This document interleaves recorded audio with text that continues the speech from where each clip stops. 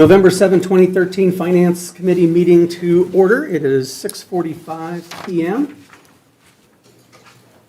And I would call for entertaining a motion for the approval of claims. Your Honor, I make a motion to pay claims the amount of $759,788.08 and payroll and liabilities for October 20th through the 26th in the amount of $504,128.43 for a total of $1,263,916.51.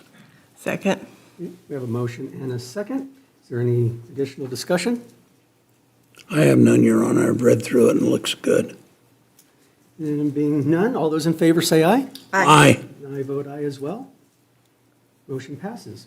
Is there anything additional that this committee needs to review or discuss? I have nothing for now, Honor. We'll present the fiscal health report at the regular meeting. Thank you very much. There being, is there any further business? Okay, being none, call this meeting adjourned at 6:47 PM. Your Honor.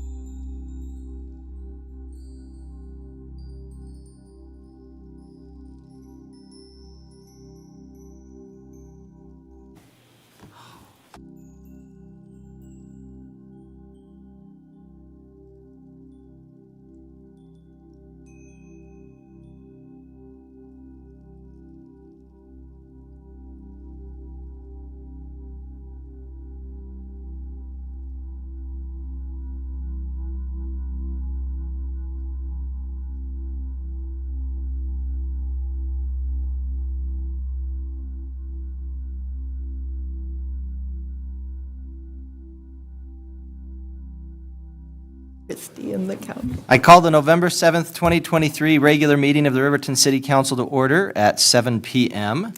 Councilmember Bailey has agreed to lead us in the Pledge of Allegiance, and then Councilmember Pronto has agreed to give us the invocation. If you could all rise and please take off your hats. I pledge allegiance to the flag of the United States of America and to the republic for which it stands, one nation under God, indivisible, with liberty and justice for all. Dear Heavenly Father, thank you for bringing us together today to do the will for the people of Riverton. And Lord, thank you for this awesome November weather that so far we haven't had to shovel. We pray that you guide us always, Lord, and help us satisfy the needs that need to be met during this meeting and strengthen us as we make tough decisions. Father, we pray that we'll be fruitful in doing your will tonight and guide us that this meeting can be productive. Lord, protect and guide all of our first responders and our military and keep all of them safe. Amen. Amen.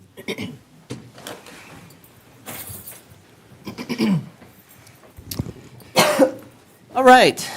Thank you, everybody, for attending today. Would Administrative Services Director Mia Harris please conduct the roll call? Yes, Your Honor. Councilwoman Carla Borders. Absent. Councilwoman Lindsay Cox. Here. Councilman Mike Bailey. Here. Councilman Dean Paronto. Here. Councilman Kyle Larson. Here. Councilwoman Christy Salisbury. Here. And Mayor Tim Hancock. I am here. The chair would entertain a motion to excuse Councilwoman Carla Borders from tonight's meeting. So moved. Second. Councilman Bailey with the motion. We'll say that Councilwoman Salisbury had the second. Discussion? She's at a Styx concert. I don't know if we should excuse her. Yeah. She's also Just- putting on a power school training. Oh, is she?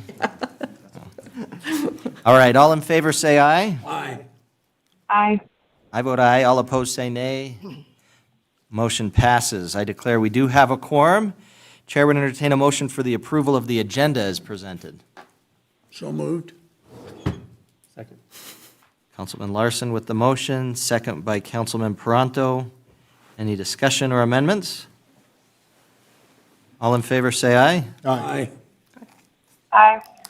I vote aye. All opposed say nay. Motion passes. All right, council committee reports and council members roundtable. Councilwoman Cox, since you're joining us remotely, how about we have you start? Is that okay? That is perfectly fine. Great. I don't have much to report as I've been out of town since Sunday. I missed the rec board meeting last night. And my next meeting with the Senior Endowment Board is next week. So I will have more to report when I'm back for the 21st. Okay, thank you. Councilwoman Salisbury?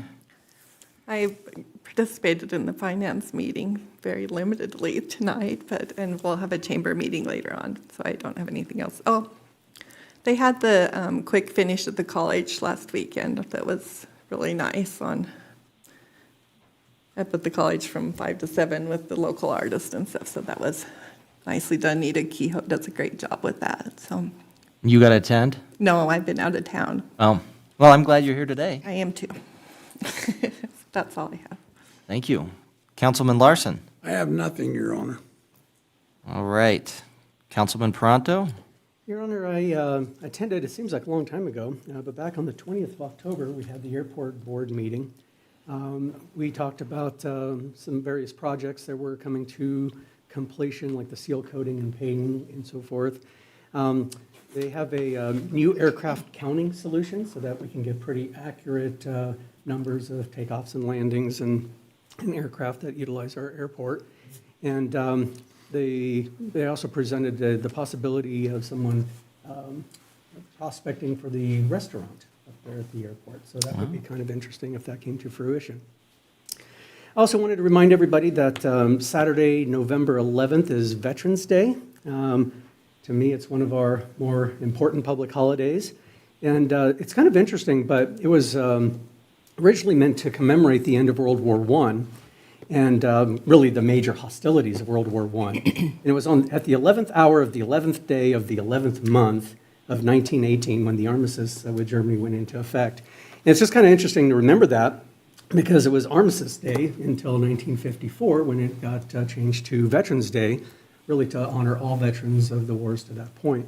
So I just wanted to say thank you, and not just to all of our veterans, but our veterans' families as well.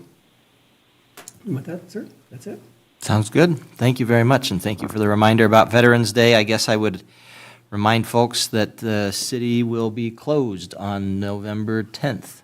Not the city closed. I mean, that sounds like nobody's allowed in the city. City offices will be closed on November 10th. All right, Mr. Bailey. I did also attend the airport board meeting, and Dean covered most of that. Looks like we're on very good chance of hitting 15,000 plus boardings this year, and so the airport's doing very well. Almost a record, probably.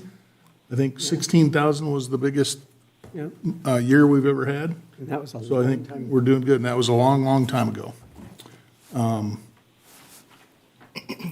And again, this coming Saturday is Veterans Day, and they're going to do a veterans breakfast down at the fairgrounds, starting at 6:30 a.m. So anybody that is willing to help, I'm sure they need help serving and taking things down when they're done and all that kind of stuff. So again, hopefully everybody will get out and support the veterans. And I think there's a parade at 11 also, so. And then I thank you for excusing me for last month. My wife and I were gone for 2 weeks. A Styx concert? No, it was not. Bad, I was going to ask how they got their water. Yeah, there you go. So, again, it seems like a long time since I've been here, because it's been a month, so, thank you, that's all I have. Thank you. Well, we're glad you're here today. Mr. Butterfield. Thank you, Your Honor. Just a few things, and I do want to echo the sentiments about Veterans Day and say thank you to those that have served and are serving. You know, it was fun. I went through the elementary school the other day for the trick-or-treat activity and looked at the wall, and lo and behold, I saw my grandfather's face on the wall. Didn't know he was on there, but they accepted photos of people that had served, and so Courtney provided my grandfather and her grandfather. So definitely want to say thank you and honor those that are serving. We do have a few meetings that are coming up to make the public aware of. This upcoming Monday is our Fix Our Road Citizens Committee that will be here at City Hall at 11 o'clock. We do have a EDGE committee, so that's the committee that helps govern our half-cent economic development tax. That meeting will be on the 16th at 6 p.m. here at City Hall. And then the airport board will meet this month on the 17th at 8 a.m. at Central Wyoming Regional Airport. I'd also like to make note that we've had a few positions filled recently, and we do have some vacancies still for the city of Riverton, and we encourage folks to apply. Look at our website. To that end, this upcoming Friday, the police department will be holding PT tests and then also interviews for the vacancies that they have, and we hope that those are successful. We also want to make note that the police department will be advertising the community service officer positions.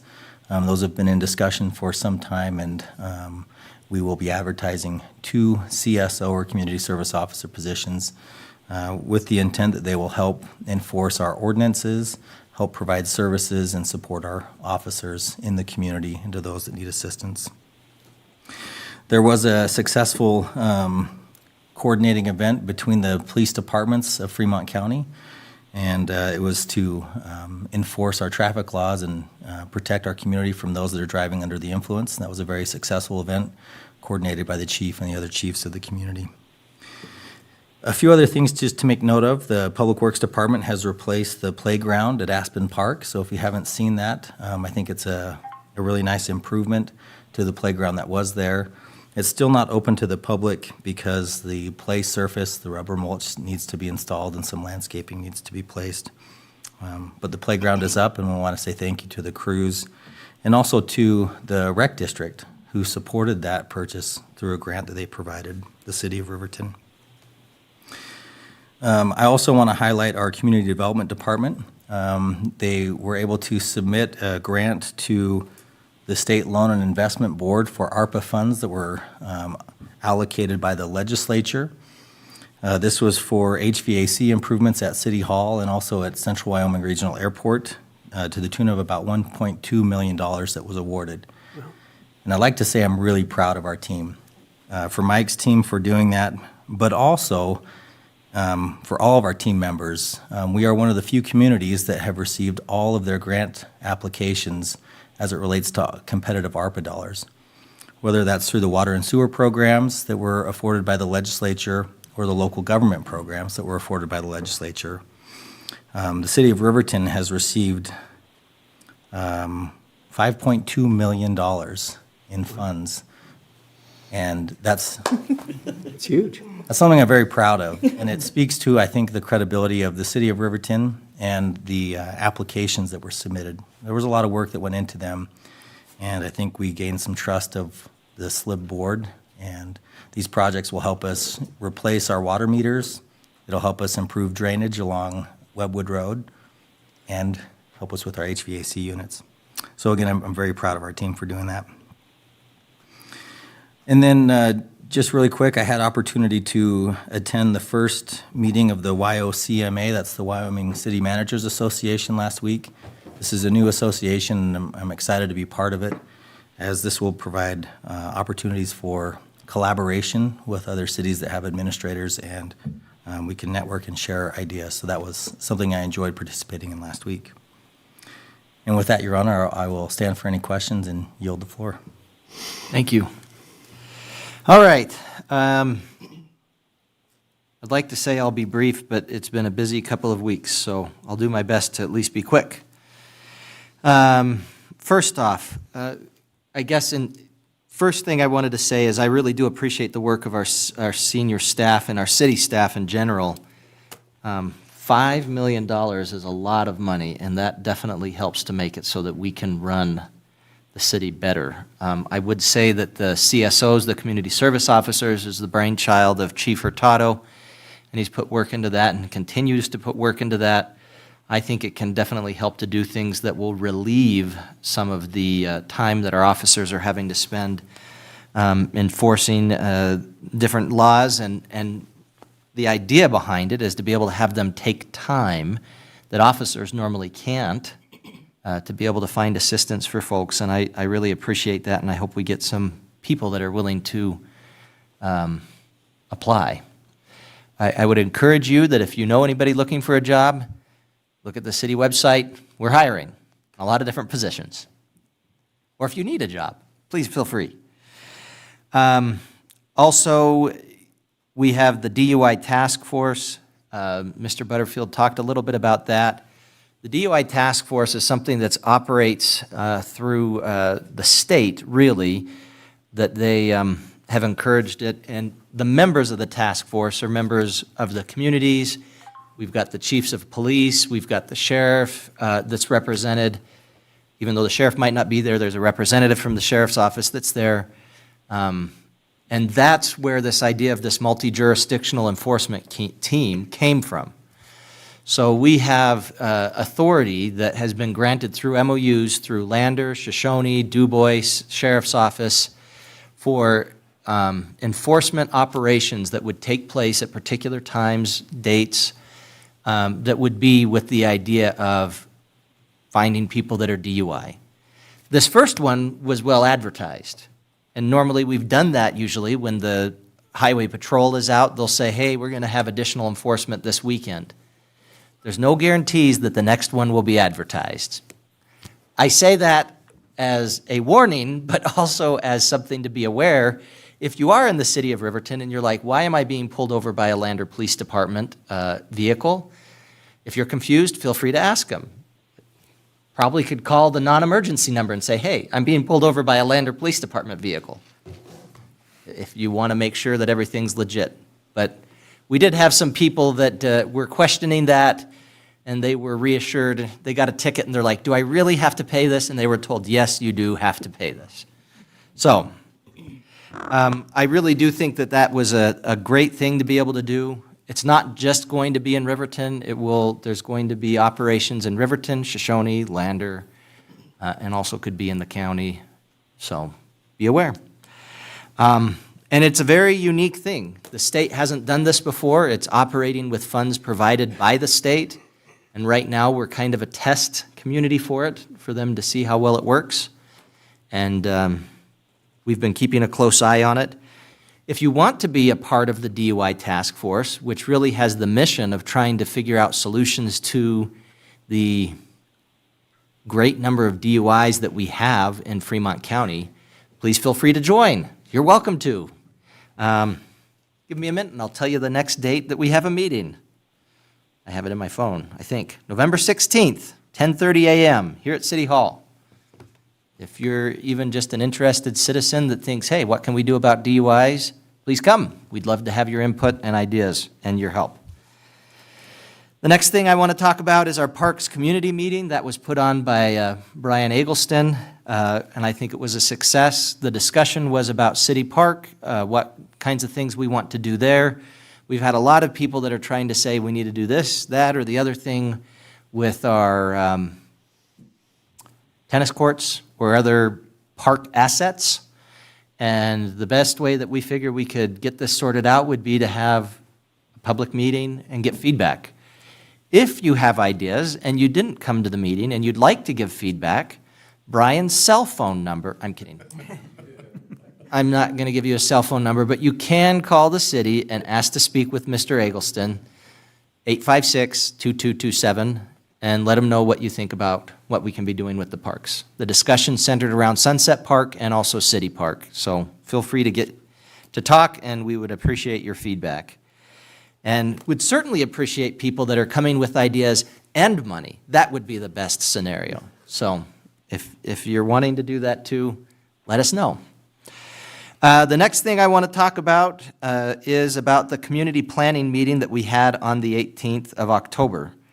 This was something that was set up by the Wyoming Business Council. And originally, Riverton was not going to take part in this. Had some discussion with Patrick Edwards, who is our local representative for the Wyoming Business Council. And the idea behind the meeting was really something different than what Riverton is after.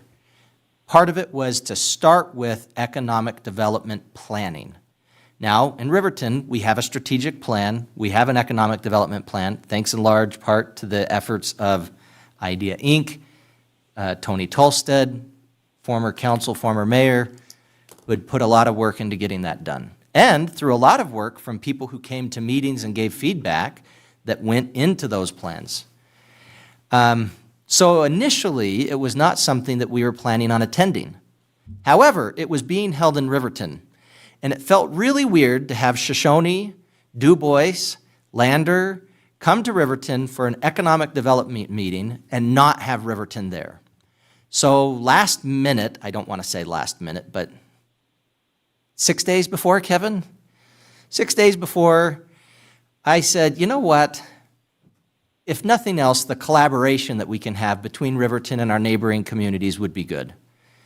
And so we got together a team, and what it was supposed to consist of was 8 people. They wanted to have at least one elected official, and members of any EDO if we had them, and particularly members of the chamber.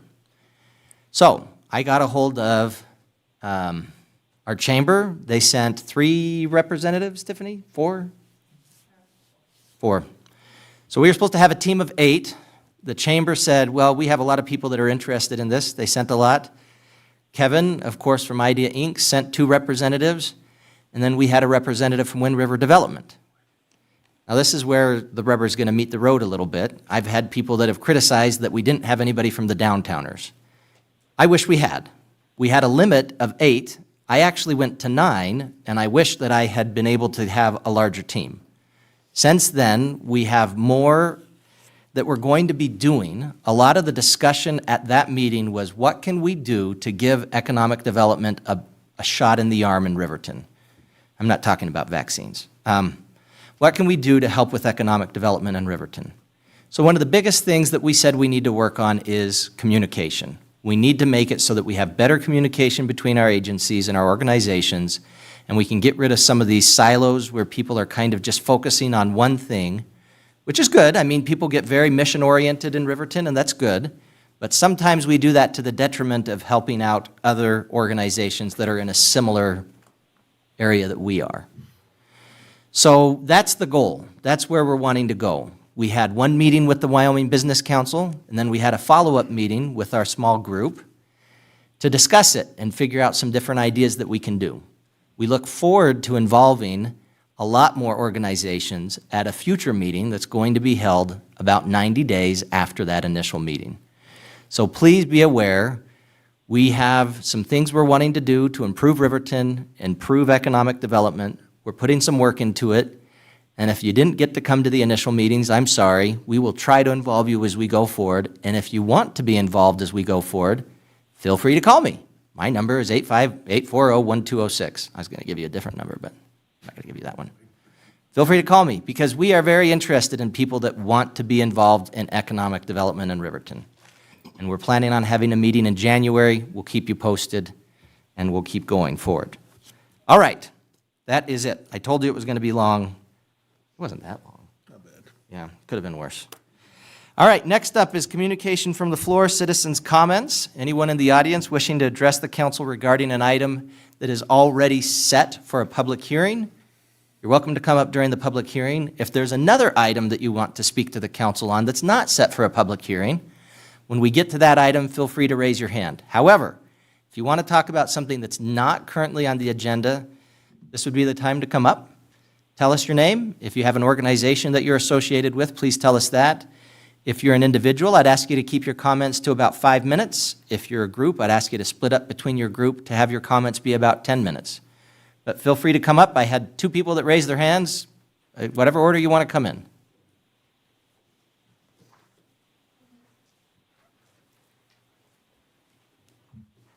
I'm here to lend a note of seriousness to this jocular organization. This is a proclamation. Hear ye, hear ye, hear ye. It is with great pride that we, members of the gentry, a local group of some renown, at least in their own minds, do hereby give notice that a public citizen is receiving our highest award, the ESK.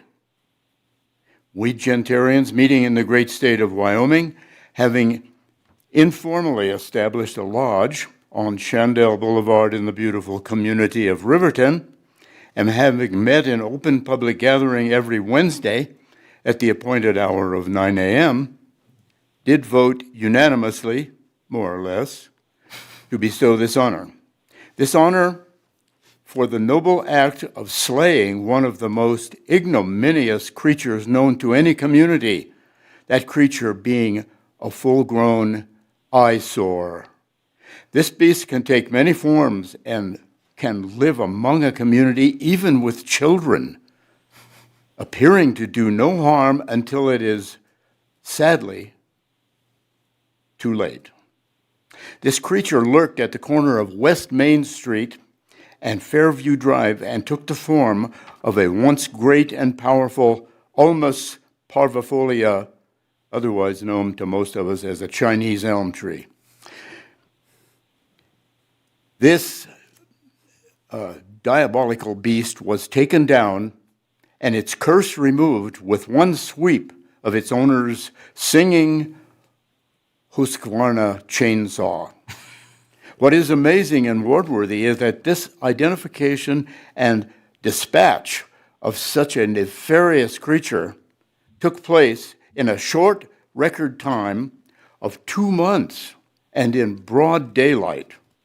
Other groups have taken many, many more months and to accomplish such a deed, and they did not receive an award. It is with a sense of great honor that I would like to ask the distinguished Mike Miller, Community Development Director, to step forward.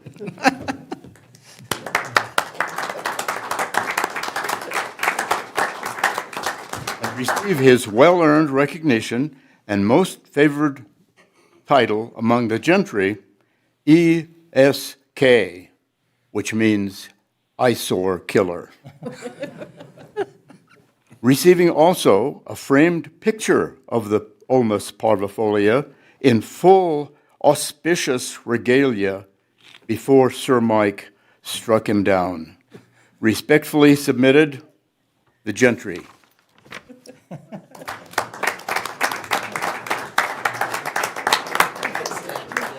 Okay. Standing up for this. It's an award. It's an award. Speech. Right. Do we have to say cheese? No, but Limburger will do. Mr. Miller, you need to give us a speech. Tell us a little bit about your quest and what led to it and how you accomplished it. Your Honor, I do not have the ability to follow that presentation. Thank you. Thank you for your service to the community.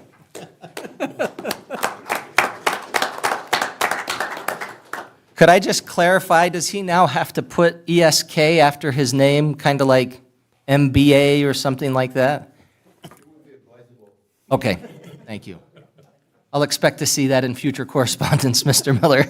I have a cricket at home. I'll adjust my title on my door. Thank you. All right, next up, please. Mr. Rogers.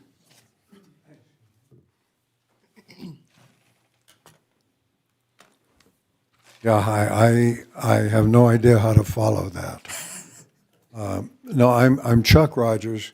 I have been in front of the council a couple of times and the Force Committee, a couple of times, and I'm just here to say thank you. The issue has been the intersection of Main, or West Main and Hill Street, and especially as you're coming from the college, from North Hill.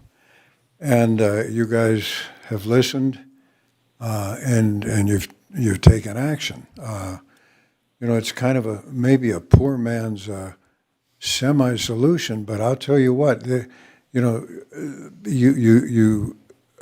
you haven't been up there, you've changed the painting so there's a yellow island. The arrows direct you to pull up at a little bit of an angle at the end before you cross the street. And the lane markings have been changed. And so not only the council, but the members of the Force Committee and city personnel like Mr. Eggleston, Mr. Butterfield. So anyway, I want to thank you very much. I think, I've watched a lot of vehicles mind the new markings, and I think you've already saved some accidents. I have seen two people who didn't pay any attention to the markings, and they just went the other way. And one of them, if the car coming from the highway going south had not been tuned in and shifted over to the left lane, there would have been a horrendous accident, and I'm sure that that person who drove through there had no idea, And so by changing the markings, you've moved it from like 2 seconds, less than 2 seconds of lead time before something comes into your view from the blind spot if you're looking from the driver's side through the passenger window to at least 12 seconds.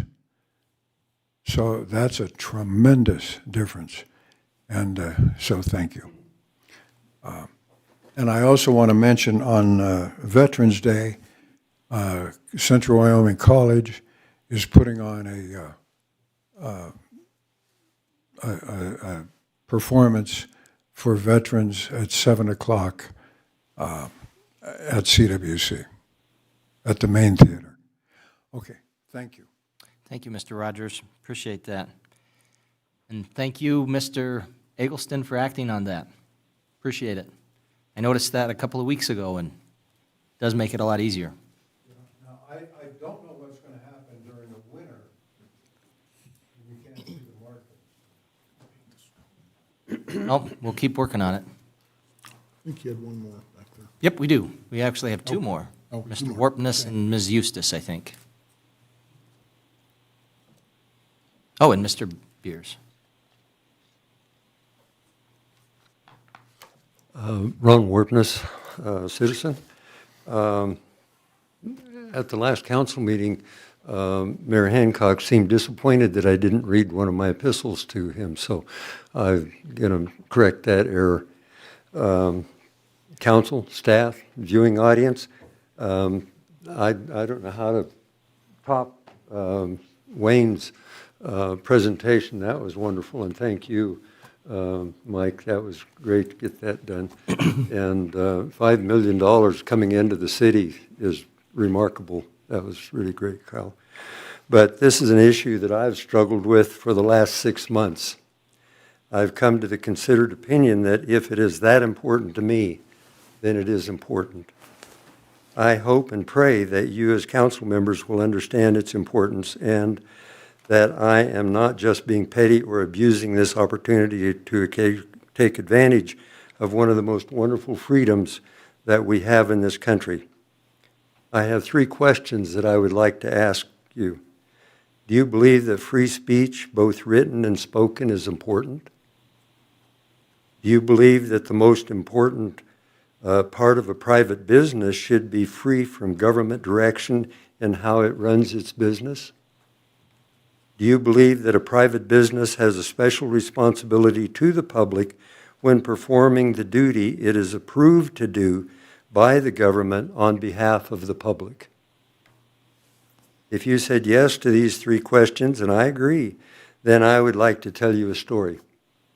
On May 18th, 2023, I submitted an opinion letter to the Riverton Ranger. As most of you know, I like to write letters as it gives me a chance to vent and share my ideas with my fellow citizens. I do not expect agreement, and in some cases I hope that it does not, as I enjoy the discussion and others' ideas on a given subject. In my letters, I've always tried to be respectful in my language and the subject, trying to consider all points of view of the reading public. Sometimes this is not easy, considering the 500-word length limit placed on such letters. Regarding question number 1, on this question, my letter was rejected for publication. I talked to the authors of the authorities at the Ranger, up to and including the owner, Mr. Jerry Edwards.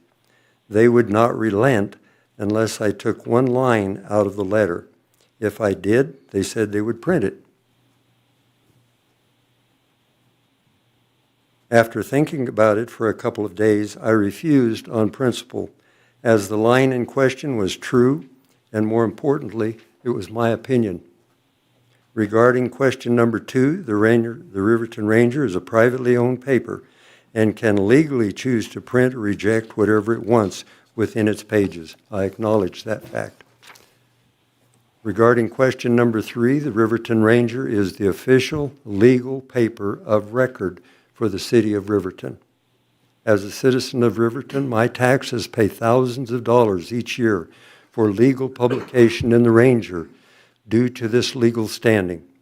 In my opinion, the Ranger has a special obligation towards all the citizens of Riverton due to this relationship.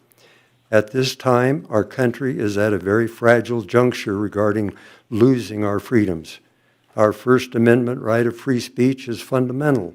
In my opinion, if the only hometown community paper can treat a lifelong resident, a Vietnam War veteran, an ex-councilman, and an ex-mayor in such a shabby fashion over his opinion, we have a serious problem right here in Riverton.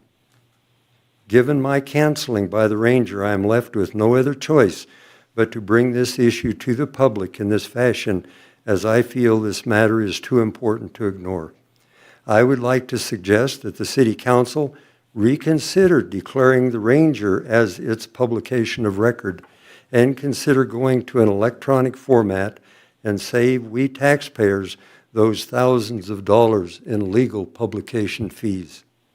In my opinion, a hometown newspaper should be a transparent platform for the flow of information and news to and from our citizens. From my experience, that is not what is happening with the Riverton Ranger. I have enclosed a copy of my opinion letter that was rejected with a line of concern highlighted. I've got a copy for each of the councilmen and the mayor. You better answer it. No. That was 5 minutes. You did really well. Thank you, Mayor. Thank you, sir. Thank you. Thanks, Max. You?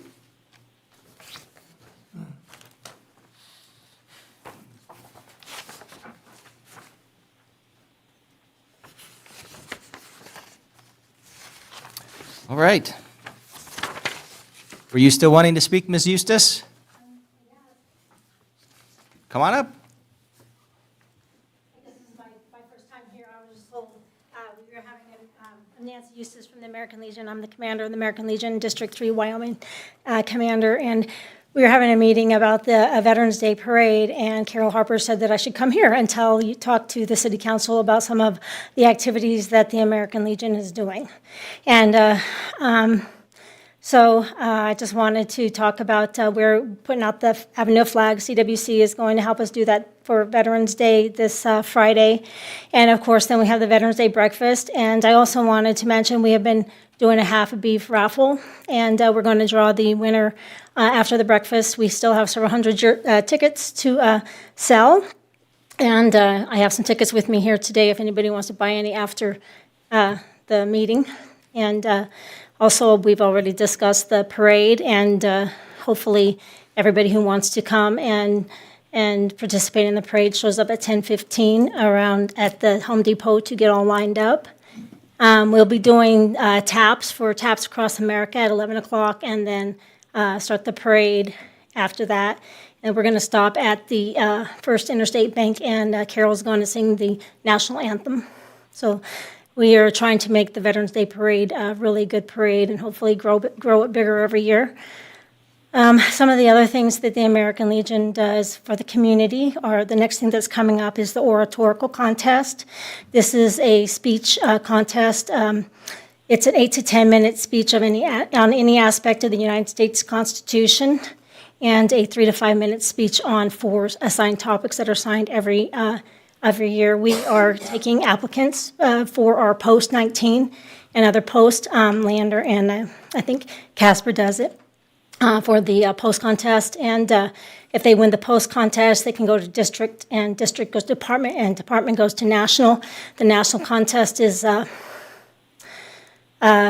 American Legion pays for a round trip ticket for the department winner, and one chaperone and meals and hotel and all that. And last year, the contestant from District 4 American Legion from Powell, Wyoming, went to national. She won 3rd place, and she won $23,000 scholarship. So we have been disappointed with a lack of attendance to our programs.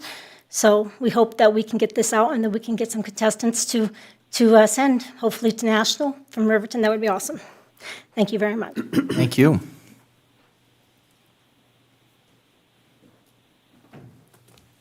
Mr. Beers. Good evening, Mayor and Council. On behalf of the EDGE Committee and also as a citizen of Riverton, wanted to first say thank you for funding the soccer field proposal that came forward. And I know you're working on the details of that still, but the second part is really what I'm here to talk about tonight.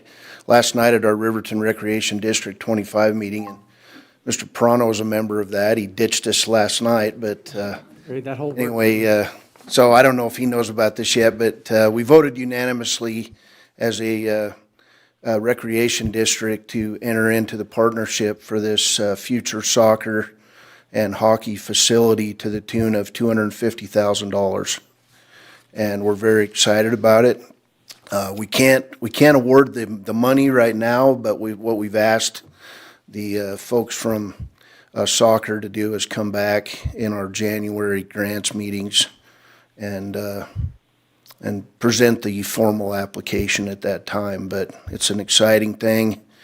We also asked last night that they would provide future decent that facility for hockey to build their indoor facility too. So we have our opportunity with recreation right now, and so we're proud to tell you about it and join this partnership to do great things for our youth in this community. So thank you. Thank you, Mr. Beers. Appreciate it. And appreciate your work on both Edge and the Rec Board. All right. Nobody else is looking at me like they want to speak, so we're going to move on. Before we move on, I actually thought of one thing I'm going to bring up that I should have brought up during my comments, and I apologize. We had an FCAG meeting, and I guess one of the things that we're talking about, just to let people know, is the half cent. A lot of people have looked at that and seen some of the things that we're doing with it. I think we've done a lot of great things. Mr. Beers just reported on one in terms of the soccer, and we've had a lot of different things that we've supported. Have supported the hospital in the past. And so I guess I would just encourage folks that if you're wanting to assist or you're wanting to get more involved or understand or know what's going on and be more aware of where money is going, two opportunities. One is to attend the EDGE meetings, which Mr. Butterfield just indicated which the next one is, which is Thursday the 16th at 6 p.m. There's a lot of people that kind of have rumors or things that they talk about, where the half-cent money is going. Rather than relying on the rumor mill, I would encourage you to show up and actually see what the presentations are and what people tell us about. And the second thing, if you'd like to be involved, there's also a PAC that's formed in support of that. If that's something you're interested in, I'd encourage you to get involved in that. And Mr. Krzyznik, who I just keep on pointing out today, would be the person to contact for that. So, all right, moving on. Consent agenda. Would the Administrative Services Director please read the consent agenda items by title only? Yes, Your Honor. Approval of the minutes, October 17th, 2023, regular council meeting. Approval of the minutes, November 7th, 2023, Finance Committee meeting. Approval of the municipal court report for the month of October 2023. Approval of the Finance Committee recommendations, November 7th, 2023.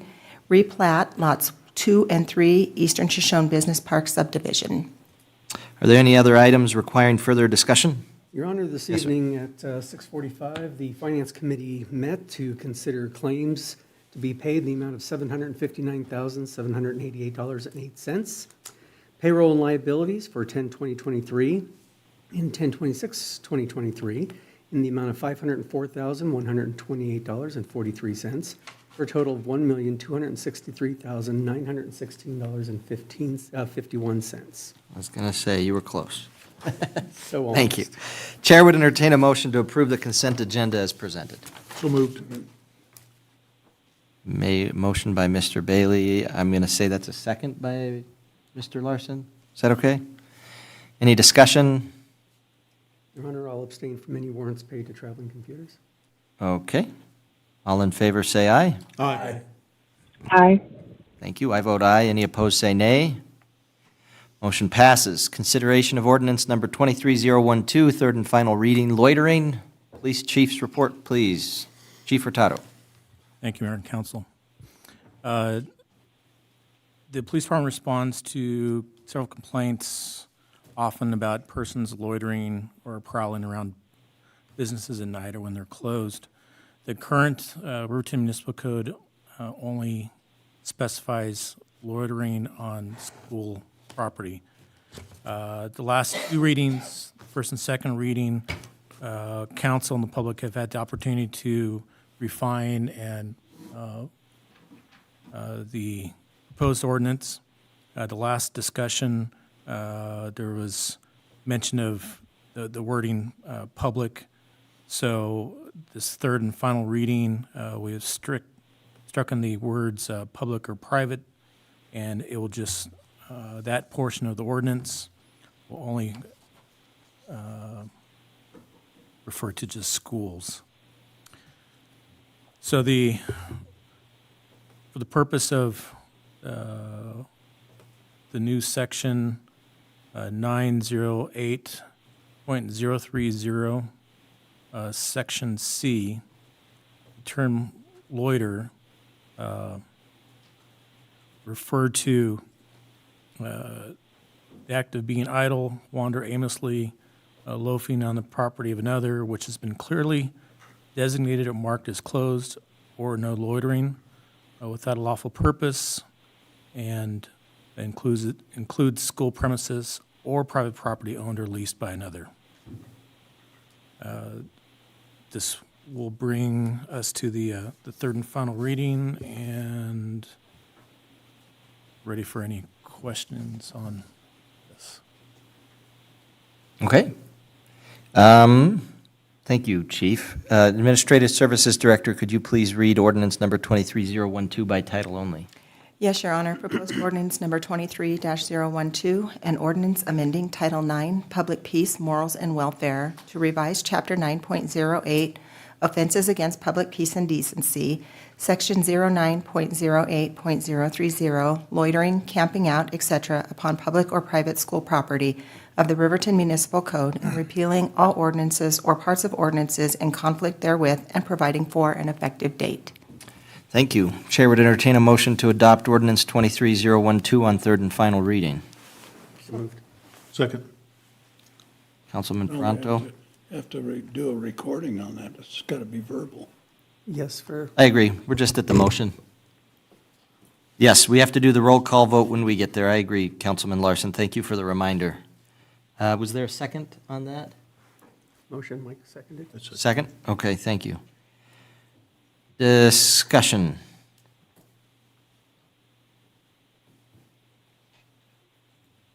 Mr. Bailey? And again, I've missed some of these, but basically that means any property, basically. Now, it's not just public or school property, correct? Just private property and school property. Yes, so what we have is, it looks like it says, upon the property of any school property within the city. And then we say you can't loiter, camp out, or lounge upon any private property without the consent of the owner. And then we define loiter as being idle, wander aimlessly, loafing on the property of another if it's been designated or marked as closed, or no loitering without a lawful purpose. Includes school premises or private property owned or leased by another. And I know that some of the discussion had been really businesses that are closed, have a clearly marked closed sign saying you can't just go hang out there. Or if it's something that's marked as no loitering, which could be more of private property or residential area.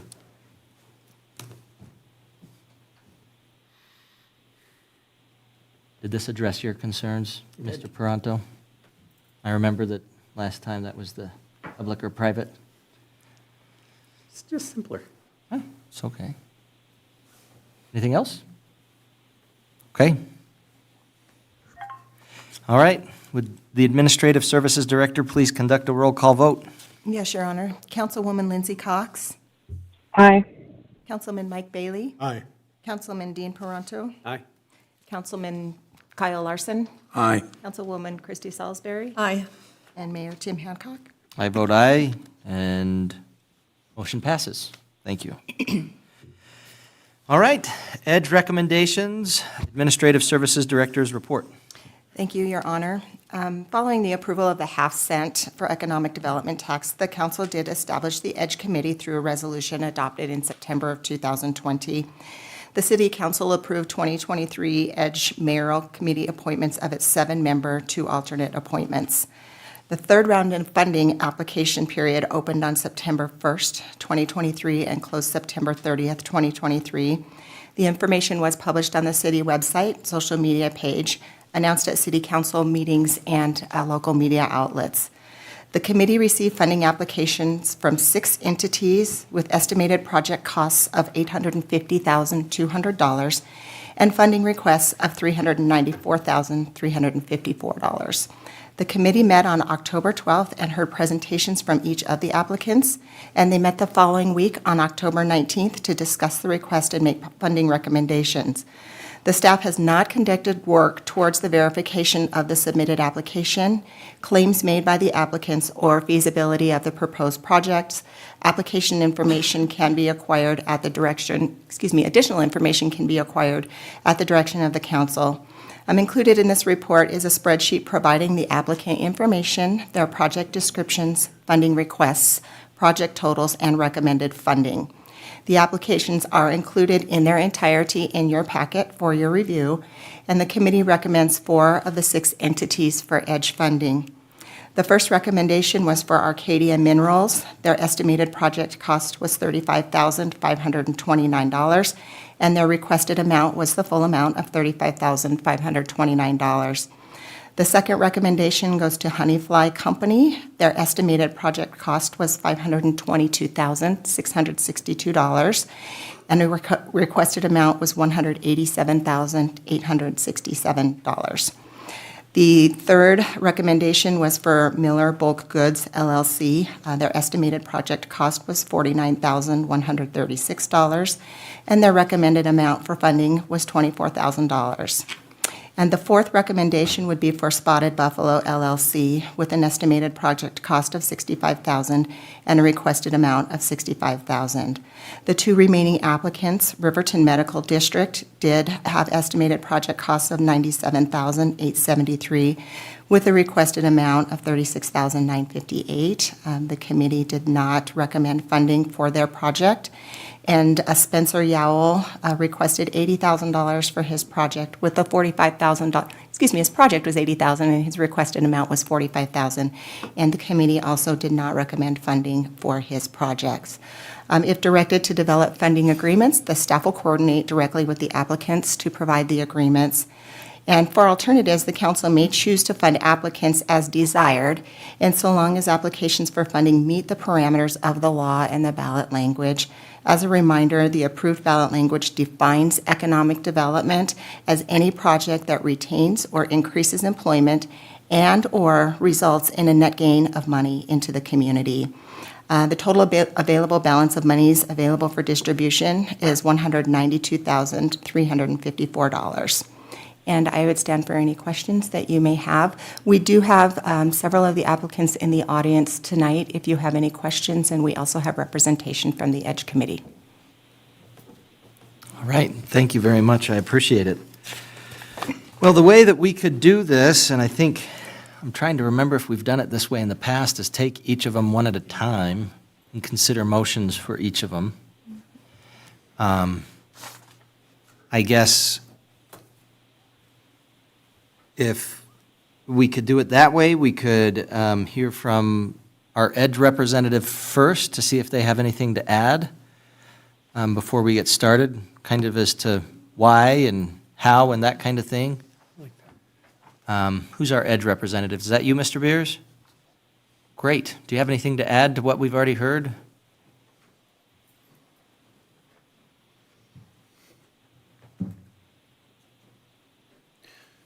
First, Mayor and Council, thank you. I believe you should give an award to Mia Harris for the work she does. I know she's always exhausted when she comes to these meetings, and then she's got to put up with our rambling for 2 or 3 hours, so thank you, Mia. I felt like some explanation was required for the Riverton Medical District request. There was a lot of discussion about this request.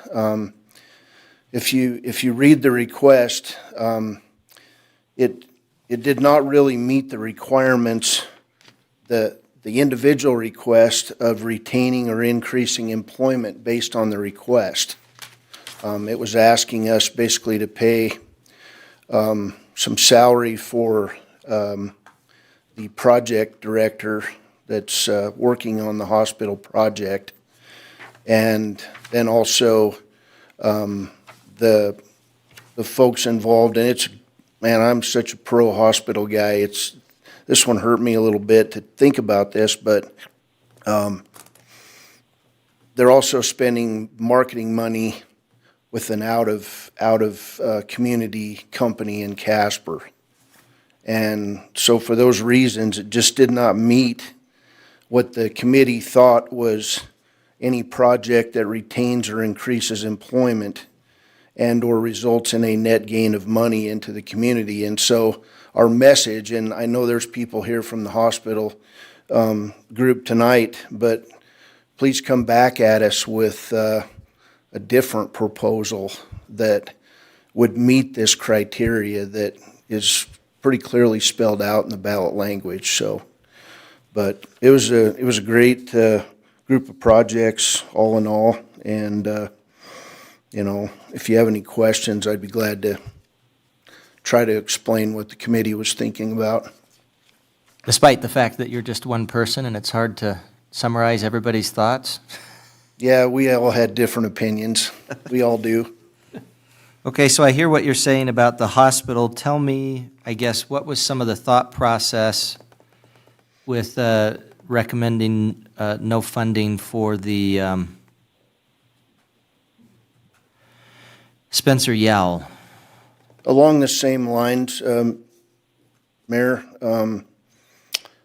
this is one person's project, and it's not really gaining. There's no real assurance that we're going to gain additional jobs into the community from this proposal. This is more of a solo shot at, he does great work with photography. And I've known Spencer since he was about 10, but it didn't really meet the criteria that we believe that this, the ballot language talks about as far as creating jobs upon jobs. So hope that helps you understand that. And I guess some of what we were discussing a little bit before the meeting, the idea of if we stick with the ballot language, we could probably run out of money pretty quickly. I guess in terms of if you were to prioritize in terms of what Edge would think is the most important one that they would recommend funding, could you? I believe we voted unanimously for the 4 that we recommend funding for. I'm not going to do that. Well, I wasn't sure. I don't want to get run out of the next meeting, so. Thank you. I appreciate that, and I appreciate your honesty with that. I will say it might be a good idea just in terms of in the future, it might be helpful to have a priority list if we can. But just might give us an idea of really where Edge sees as the most important ones to be funding. But just food for thought. Sure. Yeah, Mr. Mayor, I guess what I would say is that we voted unanimously for the 4, and we believe that all 4 are very important to our community long-term. Hard to. As far as the Riverton Medical District, we know the importance of that one. And we had a long, exhaustive discussion about that item. Yeah. So, Well, thank you. Anybody have any questions? Sorry, you're still We up. talked about the couple that you did fund. Can you give us some highlights on those that you did choose to fund and kind of what the verbiage there was, what some of the thought process was? Sure. Mr. Mayor, Council, Arcadia Minerals, we believe that it's a project that's got the ability, if things hit right over the next decade or two, that we're talking U.S. energy type possibilities for the Riverton economy, and so why not take as Mr. Economic Development back here told us, it's one of those things where you step to the plate and take a big swing, and if you hit the ball, it's a home run. And for our community and the value of mining and minerals in our community, it's an important idea that we keep pushing forward, and we believe that Mr. Herron is the gentleman to move forward that try. So, Honeyfly and member of the council, Lindsay Cox, is involved in this project. You've probably seen the painting on the building down across from La Luna. That's going to be a company that, my understanding, they will do guided fishing trips. They're going to sell fishing equipment, customized fishing gear, flies, as part of their business. They hope to get a license, and I'm not sure it's a liquor license, but it's to make honey mead and use locally produced honey. I've never tasted mead myself, but it's apparently pretty popular. The third part of that it would be a honey-based business using IBA honey here in town, where they would sell beeswax, honey products, all kinds of that stuff. And then the fourth part of the project, my understanding, would be an outdoor area between that building and 381 Subs that they own. It would be an outdoor gathering area in our community where people could come and enjoy possibly honey mead, conversation, issues. There could be concerts there. You know, if you know the people behind this proposal, they're pretty brilliant in creativity, a lot more creative than I am. So that's a big shot. What we decided to do is, you know, that building needs a lot of work, and to be able to advance it this winter, we moved forward the ideas of HVAC and you know, the heat, air conditioning, and plumbing of that building that needs to be redone. Even though it used to be you know, a fairly industrial site, it needs quite a bit of work, and they've done a lot of work down there. I have not been there, however. Miller Bolt Goods, that is an effort being launched by Mr. Miller here and his wife, and it would be a true bulk goods type scenario where you could go in and get specialized ingredients. I don't remember some of the things they said, but it would be, seriously, you could go in and buy 2 ounces of a certain type of flour. You could buy 10 pounds of a certain type of flour. Something that in the true bulk goods type situation with food and with the efforts down on Main Street would be complementary to the use of localizing the availability of food and food products. I don't know how well I did there, but anyway. And then the final one is Spotted Buffalo, which is basically where we all take our family after our kids move away. When we need to leave for the weekend, we take our pets, and we get advice. We take classes. My little corgi went to dog obedience school, and he did not graduate.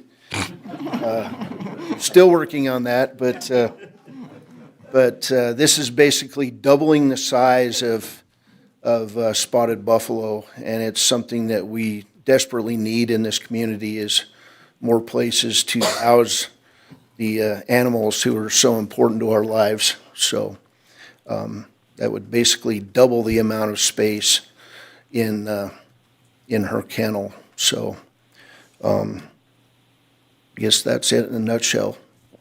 Any other questions? Your Honor. Yes, sir.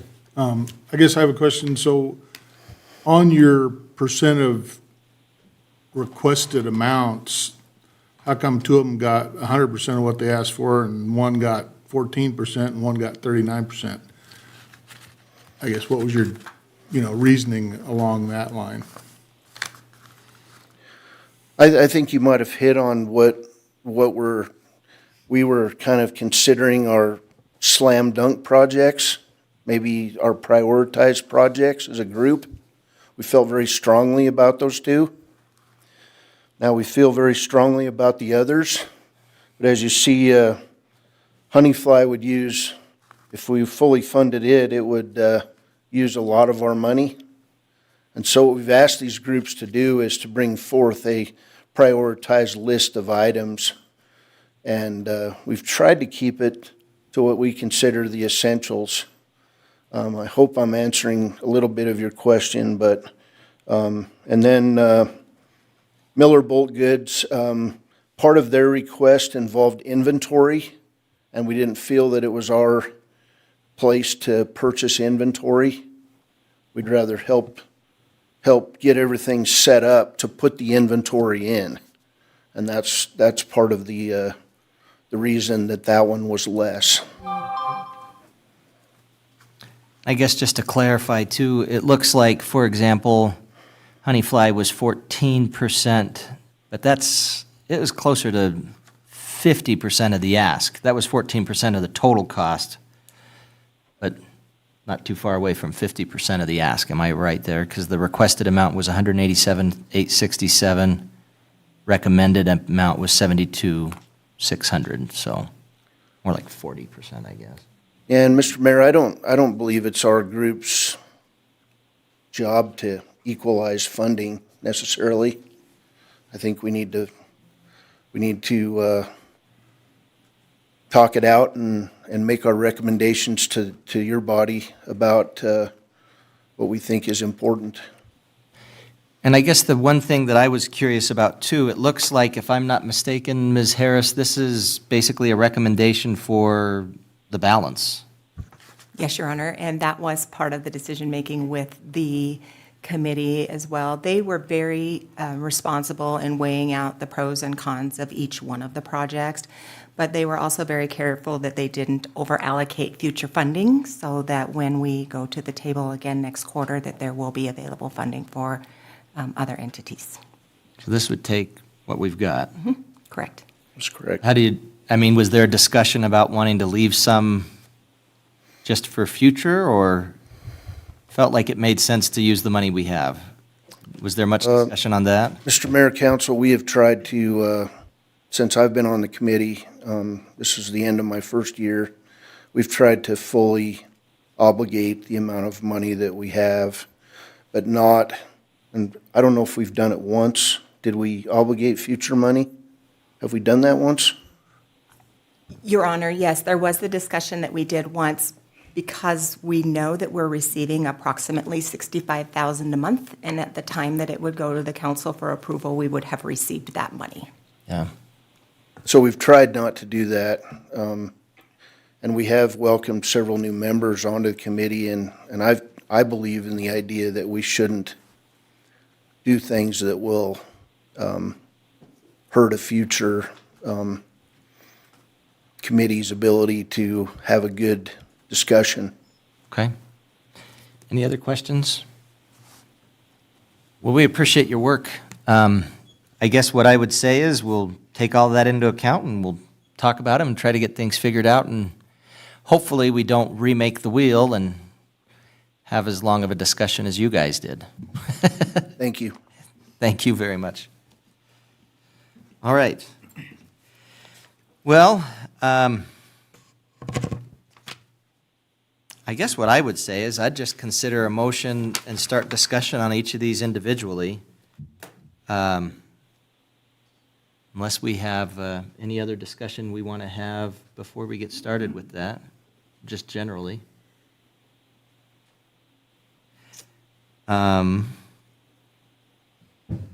So, somebody pick one that you're interested in and make a motion, and we'll start there.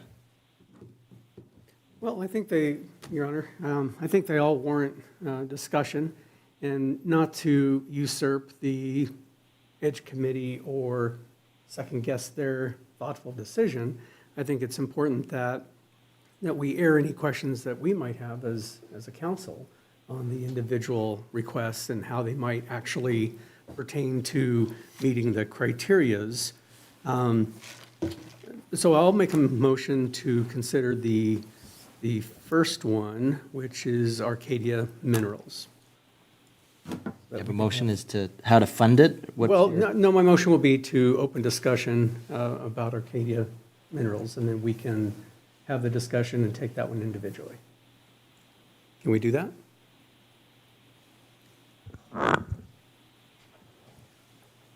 Your Honor, I believe you have the ability to discuss the items without making a motion. Traditionally, you'd probably make a motion. You have to make a motion. To fund the agreement, or the application to a certain amount, whether it's the recommended amount from EDGE or an amount that you as a council feels is appropriate, then you can discuss that. Your Honor. We could start discussing it without a motion too, if you'd like. I mean, Can't it's, really discuss without a motion, can you? it's an agenda item, I suppose. I don't know. You do whatever you want to, Mr. Peranto. Your Honor. Yes, sir. Whatever you want.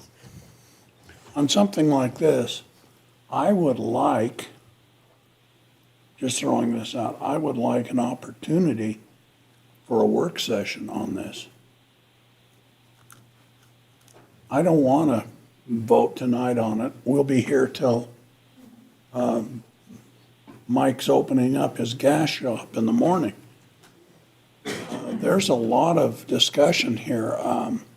Arcadia Minerals, geez, I love minerals like you can't believe. I love the Ranger when it would come out with its mining direction and tonnage and conveyor belts and everything else. But $35,000 on a project of this size, I don't think you can, it would be like Mike wanting to start a gas station with an eyedropper. So, I mean, I really would like to vent every one of these thoroughly over a 2-hour period, and that's all we did. Well, and I hear you. I guess that's part of the reason why we have EDGE, though. I mean, that's part of what we're tasking them to do, is go through some of the minutia and come to us with a recommendation. If we want to task them with giving us more of the why or the how or whatever, we can always do that, but Your Honor, yes. I think in the past, we've gone through each one, and either there's a motion to discuss and do it, or say, bring back something else and go to the next one, and let people, we have them jump through a lot of hoops already, and a lot of time waiting. All right. So I think we pick one. Is there a motion? Is there a decision? Go to the next one. If there's questions, ask them and get it done in a timely manner. I think that's not a bad way to go. So, Where I was going. yeah. It is where you Glad were you all going. have come on board with my. We're trying to. We're just not as fast as you are. You got these planes, these nice cars. I mean, we don't move as fast. So you just say, is there a motion on this one? Yes or no? Go to the next. Well, do we have a motion as to funding Arcadia Minerals?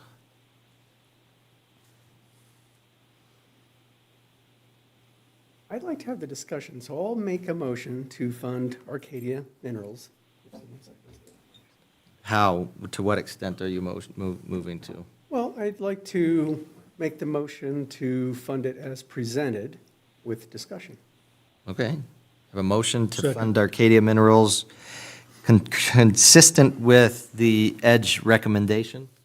Fair enough. Fair enough. Motion by Councilman Peranto, second by Councilwoman Bailey. Discussion. Mr. Peranto, it's what you've been looking for. Well, actually, if we could hear from Arcadia Minerals and kind of get an overview, in reading through the application, and I know the EDGE Committee probably thoroughly vetted this, but it's a little bit challenging for me to look at an investment for a side-by-side that is, when I look at the location of the mines and how that's going to move forward, I can't really see that full picture. So how does that meet the criteriums for EDGE funding if it's not really going to be used in Riverton, and how does that impact us in Riverton? Can I approach with some of these handouts? Absolutely. Yes, sir. We have provided those to you. They're in your Just packet. the same. Yes, we have them in our packets. Oh, we could get it again. This is the one that we already have. It is. I like paper, though, it's fine. Well, there's pictures. Thank you. They're nice. It was a good presentation. Thank you. I spent a lot of time looking at it, but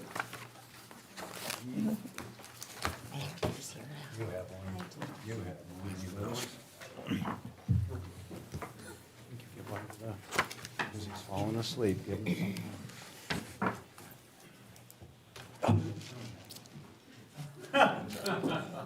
Here you go. Okay. My name is Hal Heron. I'm the president of Arcadia Minerals. We've been around since 2009. But it wasn't until recently that I was able to start raising some significant money to build up this company. And I don't know how much time you have, but I want to applaud, by the way, what somebody just said up here earlier. I'm going to reiterate. Edge Committee, I mean, it's exhaustive. Mia, accolades to you. These guys ask a lot of questions. And so the materials, it's interesting. Somebody reads a book and they have a conclusion. Somebody reads a PowerPoint and they have a conclusion. But, I mean, there was so much misdirection, and thank God I was there to clarify some of the questions that they had. And hopefully I can do that for you right now. This is about a critical mineral project. There's 2 deposits here in Wyoming that Arcadia Minerals owns, and those are BLM claims, and 2 state leases. But the intent is, and over the past 2 years, I've drilled, assayed, we're in the process, once I raise this additional money going in for metallurgical tests, that's good, that raise alone is $2 million. The raise right after, and that's going to get expended in 1 year. The next raise is 12 to 14 million. And that's so 1 year from now, hopefully, 1 year, 3 months, we should be in the process of raising 12 to 14 million. Who knows, we might even be a public company by then. But right now, I don't have that money. I'm in the process of raising the 2 million.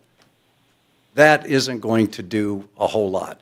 But to raise the 2 million, to raise the 14, I have to be able to take people out to the field safely and reliably. Today, I don't have any money. This is the first time I've ever gone before an organization to ask for money. Maybe in 1 year from now, I won't have to do this, but it's the cart and the horse. I need in the past, I borrowed 4-wheelers. I've had them break down. I've got horror stories. I'm not going to belabor the point. That's why I'm coming to you, because I've spent, I don't know, it's in the PowerPoint, I don't know, 350 grand just with BRS. They've got like 20 engineers, BRS Engineering. They're a mine engineering firm on Major Avenue. Just in the last 18 months, 2 years, I've just recently signed 2 more invoices for another $28,000 out of borrowed money that I loaned the company. So I am very confident that I'm going to raise this 2 million, and then I'm going to raise the 14, and then by that time, we're going to have, I don't want to say, I use this example because people have memories, but I want to build a mini U.S. Energy. And those are high-paying jobs. They're the mining engineers. They're the senior geologists. That's the kind of staff that I will need to support this endeavor. And it's not like I've got some mineral claims. I've got mineral claims that are drilled, they're assayed, they're logged. I mean, it's the real deal. And I want the headquarters to be here. But right now, I don't have any money, and I need to be able to take these people safely to and from. And I'm not like hunter guy, so it's like I need a 4-wheeler so I can go, elk hunting. Yeah, that's not my deal. I will tell you, I don't know if it matters to you, but my intent is to have this 4-wheeler parked at search and rescue. So the time that I'm not using it, they're going to be able to use it. I mean, actually park there. I've already talked to people in search and rescue. So this thing will be utilized, not just by me, but that's a decision that Arcadia has made. So this asset, if you're kind enough to agree with this grant request, will be utilized or be able to be utilized full-time, not just by Arcadia. Okay. So if you have any questions, perhaps I can articulate a really compelling answer. Well, thank you for including Riverton in that discussion, because that was kind of my concern. In the information, there's talk about being near Worland and some of these other things, so I was concerned that as a corporation, we are going to be benefiting another community. Not that that's necessarily wrong, but I'd really like to benefit Riverton and keep those jobs here. Yeah, this is where the headquarters is going to be. Accounting, finance, steal me away from the city, do that kind of. Yes. Thank you. That answers my question. Thank you very much. Any other questions? Well, we have a captive speaker. I guess I agree that I think minerals are an important part of our economy here in Fremont County and Wyoming. My only deterrent to this would be, I don't believe that the taxpayers should fund 100% of anybody's project. Not that we would be funding, we're not predetermining we're going to help you with the $14 million or anything. But, you know, some of these are getting 14% of what they ask or what their project is. I just philosophically don't believe that we should be funding 100% of any of the projects, not this one specifically.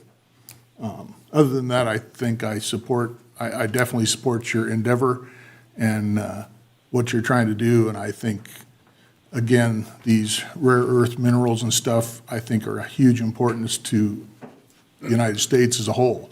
And so I look forward to seeing this kind of stuff develop in the state of Wyoming, so. If you weren't funded 100%, is this something you'd still be able to go forward with and find funds? I would be, if you would fund the four-wheeler, then I can find, I'll try to find a used trailer. But if you can't fund the four-wheeler, then I'm living on borrowed money, and I'm not going to go out and get a loan to buy one of these things. So I'm just being square with you. Well, and I appreciate that. That's why I was asking it, because in terms of what Mr. Bailey said, I understand. Some of what was discussed early on was the idea of, for example, these being 75% versus 25% buy-in from the grantees. Mm-hmm. And I think one thing that is, as Mr. Bailey said, is unique about yours is I've got some of these that, for example, have loans that are paying for part of it. I mean, your business is clearly an ongoing concern. It's not like this is something that's not had some vetting and some work put into it. I just have one other question. What's your timeline? Do you have people already scheduled to go out and do that? Boy, that is an interesting question. Welcome to my life. The funding that allowed, I'm going to answer your question here in a second. The funding that allowed me to do the fall 2022 and this year's core drilling was from a hedge fund down in Denver. So that was the first tranche of their investment. I have some people interested. They've already been out on the site once on putting in the $2 million. It happens to be, it's a New York Stock Exchange mining company with about $130 million in the bank, and they've expressed an interest in my properties for a variety of reasons, so primarily offtake. So I want to be able to, when they say, hey, listen, I'm supposed to be getting a term sheet, but it could be that the president of the company wants to come see the properties. And so I'll have, if I don't have something to, I'll just continue to poor boy, and I'll go call up somebody and say, well, it's hunting season, you can't use my four-wheeler. Well, you can't go rent one. And so, and the ones that I borrowed, they're not reliable. I've been stranded with investors. I had some people in from Australia. We started to go up on the mountain with 2 four-wheelers I borrowed, and one broke down. So I had to take them up and then back down, and then it started to snow. So that was nice. That was October of last year. Speaking of shoveling snow, it was just before, it was the day that deluge came. So to answer your question, that's why I need it, because I don't know exactly when.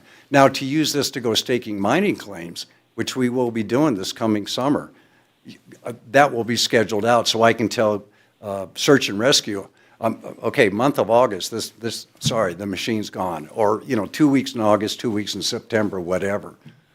But that's the flexibility that I So need. you're thinking next summer would. Because if they say, we're coming in November, it's nice now, I'd have to scramble. But you don't have any currently scheduled, and most of it will be next summer, is kind of what you're saying? No, I'm not. They could, like what? these investors with this mining company, they're headquartered out of Denver. They could come up, they could say, okay, we got some free time, can we come up? The president wants to come up and look at them late November, weather permitting. I'd like to be able to take them up. Yes, sir, I'll be there. Yes, sir, yes, ma'am. That kind of thing. And I guess, part of what Mr. Bailey had said, and like Mr. Bailey said, I completely have heard many things about rare earths and more mineral extraction and more opportunities in Wyoming that is just we're not taking advantage of it. So I see this as being definitely, in terms of an idea, the possibility of economic development from this is there. I guess where my concern is, and nothing against the idea of it being there at search and rescue, but the idea of the money is meant to be going towards something that's going to be net gain of money into the community or jobs or retaining jobs. And so... This is the vehicle to allow me to do that. Well, and I get that, and I get very literally it is. Yes. But I guess it's a difficult one, and especially with something funding at 100%, and having it be something that it's not quite certain as to how often it's going to be used. And I get what you're saying. You can't have that certainty, and you need it for that. I guess I would just say if there were something else, but if it were the same company and some different way that we could support it, I could get behind it. It's just a little bit harder with the uncertainty of how often it will be used that creates, I don't know, it's a little bit difficult to... Well, when you have a snow blower in your garage, you got it there for a reason when it snows. Yeah, I get it. Anyway, you've always been upfront with us, Mr. Heron, so I just wanted to be upfront with my concerns with you. So that's kind of where my thoughts are at. But I appreciate it. Any other questions? Thanks for being here. Appreciate you showing up. All right. And answering our questions. You bet. All right.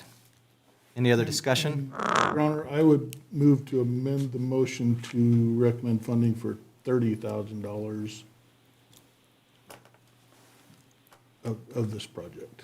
So we've got a motion to amend what was previously moved, which was funding based on the EDGE Committee funding recommendation. Do we have a second on the amendment? I'll second the amendment. All right, so we have a motion for funding in the amount of $30,000 by Councilman Bailey, second by Councilman Paranto. Any other discussion on the amendment?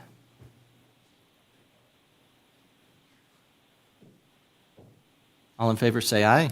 Aye. 2 ayes. All opposed, say nay. Nay. Nay. I vote nay as well. All right, so we're back to the main motion. Any other discussion on that? Funding according to the EDGE recommendation? Okay. All in favor of the funding? Arcadia Minerals, based on the recommendations of the EDGE Committee, say aye. Aye. I'll say aye as well. Got an aye from Mr. Bailey, aye from Mr. Paranto. All opposed, say nay. Nay. Nay. I vote nay as well. All right, moving on to the next one. I'd entertain a motion to direct staff to prepare a funding agreement between the City of Riverton and Honeyfly Company based on the recommendations of the EDGE Committee. We have a motion in that regard. So moved. Second. Mr. Bailey with the motion, second by Councilwoman Salisbury. Discussion on Honeyfly. Your Honor, I just want to note that I'll abstain from the vote on this one, but I'm here if you guys have any questions. Thank you, Councilwoman Cox. Any questions?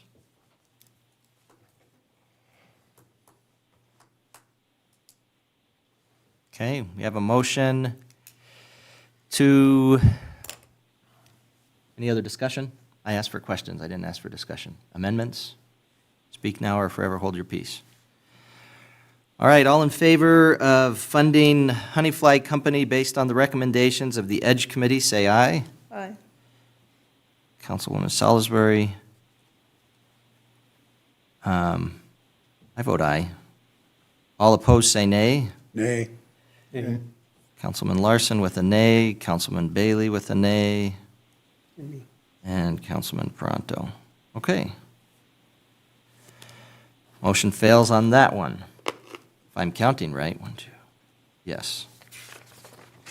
All right, next up then, funding for, Council Chair would entertain a motion to direct staff to prepare a funding agreement between the City of Riverton and Miller Bulk Goods LLC based on the recommendations of the EDGE Committee.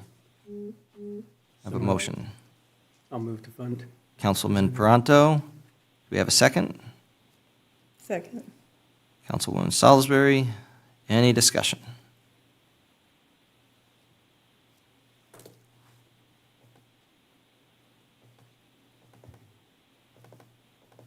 Any questions? Man, you guys are a really talkative lot today. No, do we have any questions for the Millers?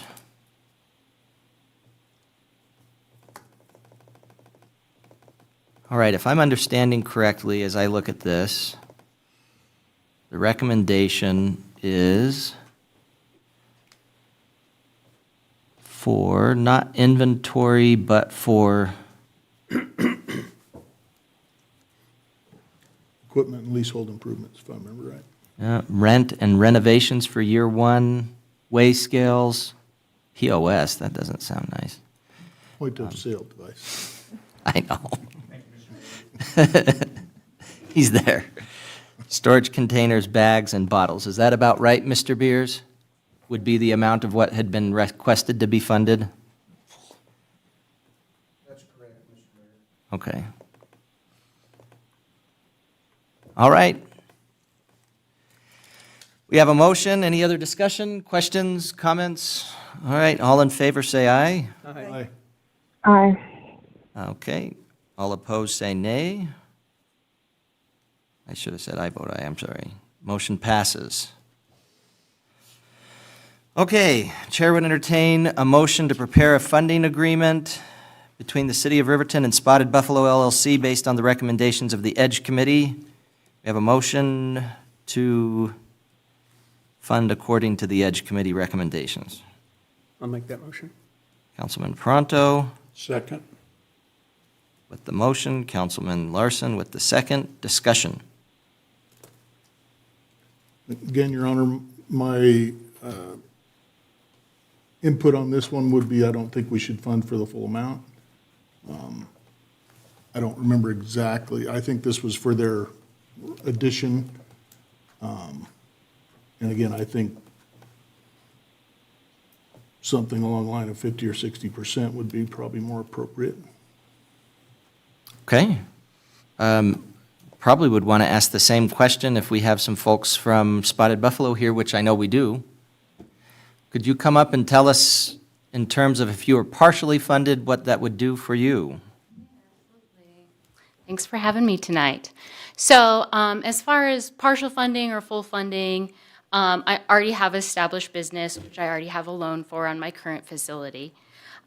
So as far as being a startup business and being a fully funded startup brand new business, that isn't what this is. I'm already an existing business that has been thriving and not able to accommodate our community well, to where I have a huge waiting list of people wanting to get in, not able to, people having to book out months in advance, like spring break is already booked out because they want to be at our facility. They want the quality care that we give. So, and with the full funding, I was told It's better to ask for all, and if you get some, then that's still a hooray. But like I said, I already have a loan on my current facility, and so this is an addition to add on more kennels. I currently already have 5 employees working for me, and I'd be looking at adding on another 4 to 5, so I could have a business manager, a full-time groomer, and more kennel techs. So we're already there, we're already booming, and we just want to grow and accommodate our community better. Thank you. Any questions? So if we only funded a percentage of this, would you still move forward with that project? I would dig deep to make my business thrive. You should get into politics. Not yes, no, this. I guess the point is really, if we were to say we'd be willing to fund this partially, it wouldn't make any sense for us to fund something partially that's not going to happen, right? If it's going to be something that can happen, then it might make sense to fund it partially. I guess, could you, if we were to fund it partially, Mr. Bailey had thrown out 50 or 60%, if you had gotten, and I hate to put you on the spot, because you can always answer this another day, actually. We could come back and talk about this at a future meeting. Yeah. We could table it, and you could kind of let us know in terms of what digging deep means and what that could mean. So if you'd prefer to answer it another time, we can do that. But if we were to say 50 or 60%, would this still happen, or are you not sure? That's a trick question, I feel like. Yeah, right now. it's a difficult question. It is a difficult question. It was 80 or 90%. Well, that's it. So I guess, Yeah, I mean, that would be way better. So I'm very dedicated to my business. It's what I do. It's what I love. And I want to accommodate my customers better. And so for me, you know, stopping growth isn't in the cards. So I just want to go bigger and better. On this 65,000, does that mean you're going to add 10 more kennels? Yes, sir. And our most... What if I'd said 12? 12 more kennels? Yeah, or Well, 14, or... So I could put more bulk kennels in there, but what I'm wanting to do is have more of our big kennels. So for customers who have really extra large dogs or families. Proud. No pun. I think she knows what dog you have, Councilman Larson. If y'all don't know Bernstein driving around town, his head's usually out the sunroof, so now you can watch for Bernstein. He's one of our favorites. But so those dogs need a bigger kennel. And most of our residents have 2 to 3 dogs also. And when they leave, they don't want their dogs separated. They want them housed together. So our family kennels and our extra large kennels are the most sought after, and so they're booked up the quickest. And so that's what's going to be in the wing, is more of our family suites and our extra large kennels to accommodate those dogs and those families. The ones that have one single dog, they can go in a smaller kennel, and we could put way more of those in, but that's just not what I get calls for. People want those bigger kennels. And it's funny, even people with 2 little beagles are like, they need the family suite, okay? Like, okay. The family suite. I like it. That's what it's called, yes. And Bernstein takes up the family suite all by his lonesome.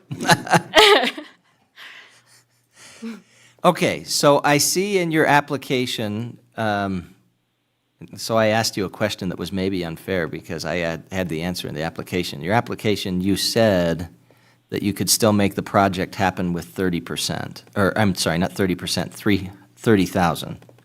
Yes, so I mean, any amount is, like I said, would be grateful. And so that's why that was in there. The full amount would be amazing. And if I had to dig deep and get another loan or whatever I needed to do, I would do it. But on my current facility, I already have a large loan. So if we looked at a total cost, if this was a brand new building and I was just bringing this business to you and saying, I hope this business does well, well then, you know, from my $160,000 loan, that is a small portion of it, where it's already a thriving, usable business. So.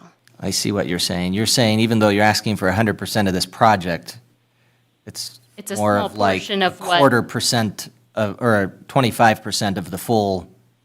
You say this is a Well, whatever the facility takes, it's a percentage of that. I got you. Exactly. Since this isn't a brand-new startup business, and I'm one that's already going, and I'm retaining employees, plus we'll be adding more. So it is a small percentage of what I already have. And I would say, I guess, generally speaking, whenever we do these funds, there's an MOU associated with it. We'd be saying, you're getting this, but you're getting this with the idea that you're going to be doing this, which would be creating however many kennels, that sort of thing. So, Absolutely. I mean, whatever amount we funded, that would be definitely part of the discussion. All right. Well, thank you. Yeah. I'm sorry to give you difficult questions, man. Okay. My leg's only kind of shaking right now. Good. Well, you did very well, thank you. You used to do radio stuff, so it's not that No, but nobody's looking at me, so I I guess that's true. be goofy over the radio. Thank you, guys. Thank you. All right, so right now, the motion is to fund this according to the recommendations of the EDGE Diversify and Grow Our Economy Committee. Do we have any other discussion? Your Honor, I would move to amend that motion to be $45,000. So you'd move to amend the motion, which was to be full funding as recommended to be for $45,000. Is there a second for that motion?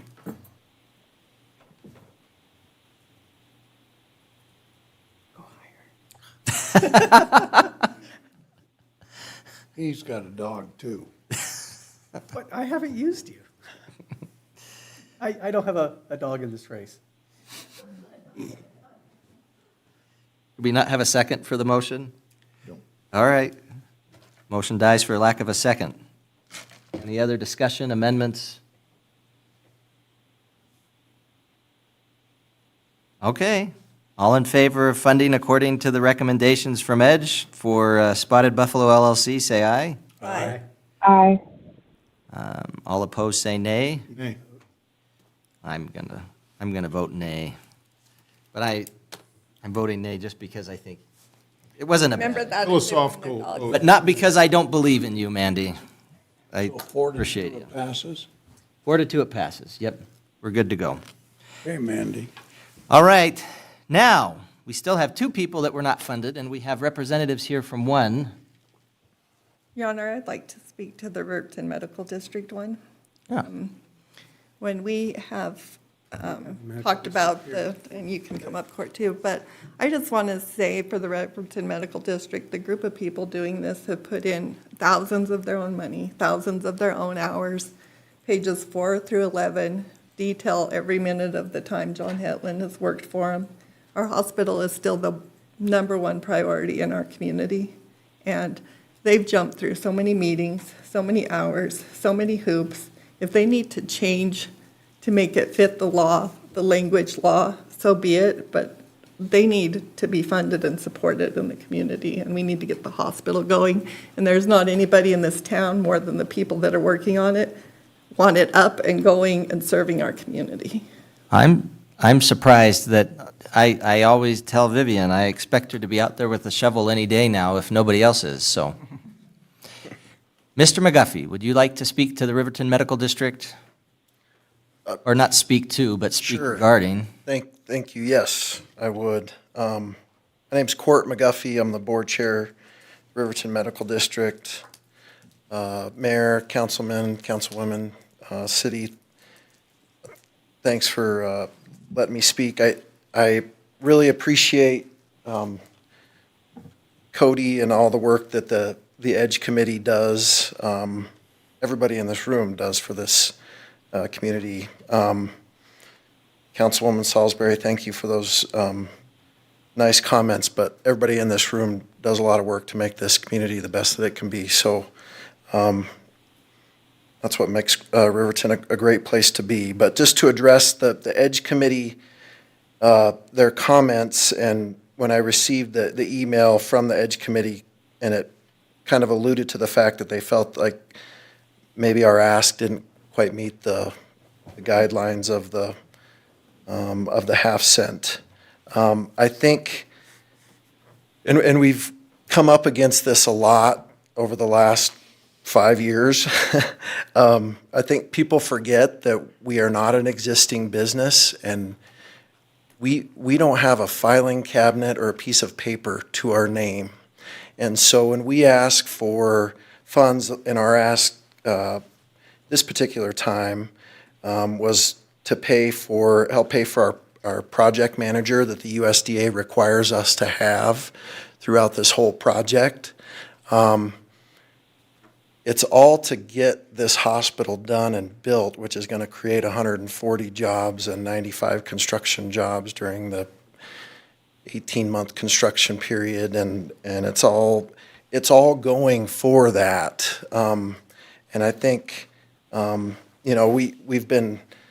we can't call this hospital the Riverton Medical District Hospital, so we spent some money coming up with a branding guide and logo and name, and because all that has to be done before we open, and to provide the 140 jobs and all the economic development that this project's going to bring. So it's all part of what we're doing. So we had a meeting.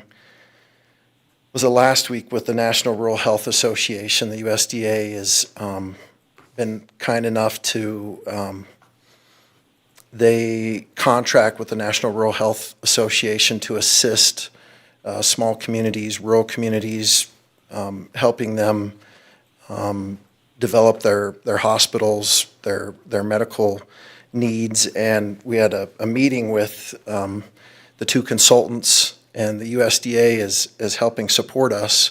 They want us to get board training that they're going to be flying in to help us, and the USDA is nice enough to pay for that, thankfully. But and talking with these consultants, they were like, well, let me, can I reach out to your guys' secretary and we can set up a meeting? And I said, you're talking to the secretary right now. Because we don't, it's just our board of 7, 8 of us that are putting this together. So our ask this particular time was to help pay for our project manager. We've paid, his name is John Hetland. He has worked with the Billings Clinic for many years. We've paid him about $85,000 since this project started. He helped us get our USDA financing and work through that project. We're asking for $23,485 to help offset some of his costs. And then the other ask was for branding, name and logo development with a company called Loom out of Casper. And I want to let everybody know here that we spoke with several local individuals, because we're all about spending this money locally if we can. And our goals coming out of that branding development didn't quite line up with what we had available here in Fremont County. And Loom and Casper had healthcare experience, and recruiting is going to be a huge part of making this hospital successful. And so spending some money to develop,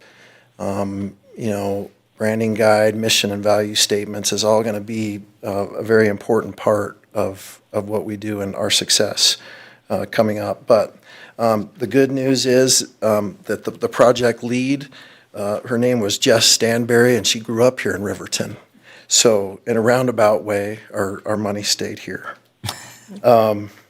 With that, I'd open it up for any questions. I could give the council maybe a quick update on where we are on the project if they'd like, or if you guys want to go home. I think that'd be great. Okay. Just real quickly, the high level here. We were very hopeful to start to break ground on our facility this summer. It became kind of evident here in the middle of the summer that probably wasn't going to be in the cards. The Wyoming USDA office, Lorraine Warner, she had worked in the office for 30 years and helped us get our USDA loan approval here about 2 years ago. and she retired. And since then, we've had 3 community facilities directors with the state, and that's created some challenges. And the national office has kind of taken over our project a little bit. And so it became evident that the national office was going to have things done kind of a certain way, and there was no multitasking when it came to this project, and one thing had to be complete before another. And so, as the weeks and days kind of slipped by, it was evident that it would be in our best interest to probably start in 2024, and that is our goal.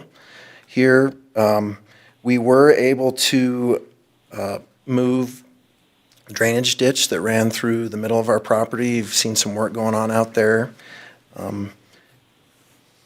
Just like all of those buildings, and for a lot of Riverton for the most part, you deal with water. You probably still see the water that's running through that new ditch that we made. And so we had to divert that. And the next step out there is part of our land deal with the Sitta tribe is for them to get the site pad ready. So they're going to bring in a lot of fill and raise our site up about 4 or 5 feet. And that may or may not start before the end of the year. Steve Wilson with the tribe has to make sure that McCarty, who the city has worked with, is going to be available and ready to finish that work. So still some stuff has to be done out there before we officially break ground. Happy to report that about a month ago, Vivian Watkins and I went down to Cheyenne and were able to apply for some more ARPA funds. We've kept our streak going with the city of Riverton here. We're very graciously accepted a $5 million grant for inflationary costs for our project, and so we put in a lot of work to make that happen and a lot of time. So we're very excited about that, and that is, there's all sorts of other little stuff that I could tell you about that we're doing, but we are very hopeful to break ground next spring, and we anticipate about an 18 to 24 month construction time. I'd probably lean more towards 24 months because nothing has gone quite as planned with our project, but it's going to be a huge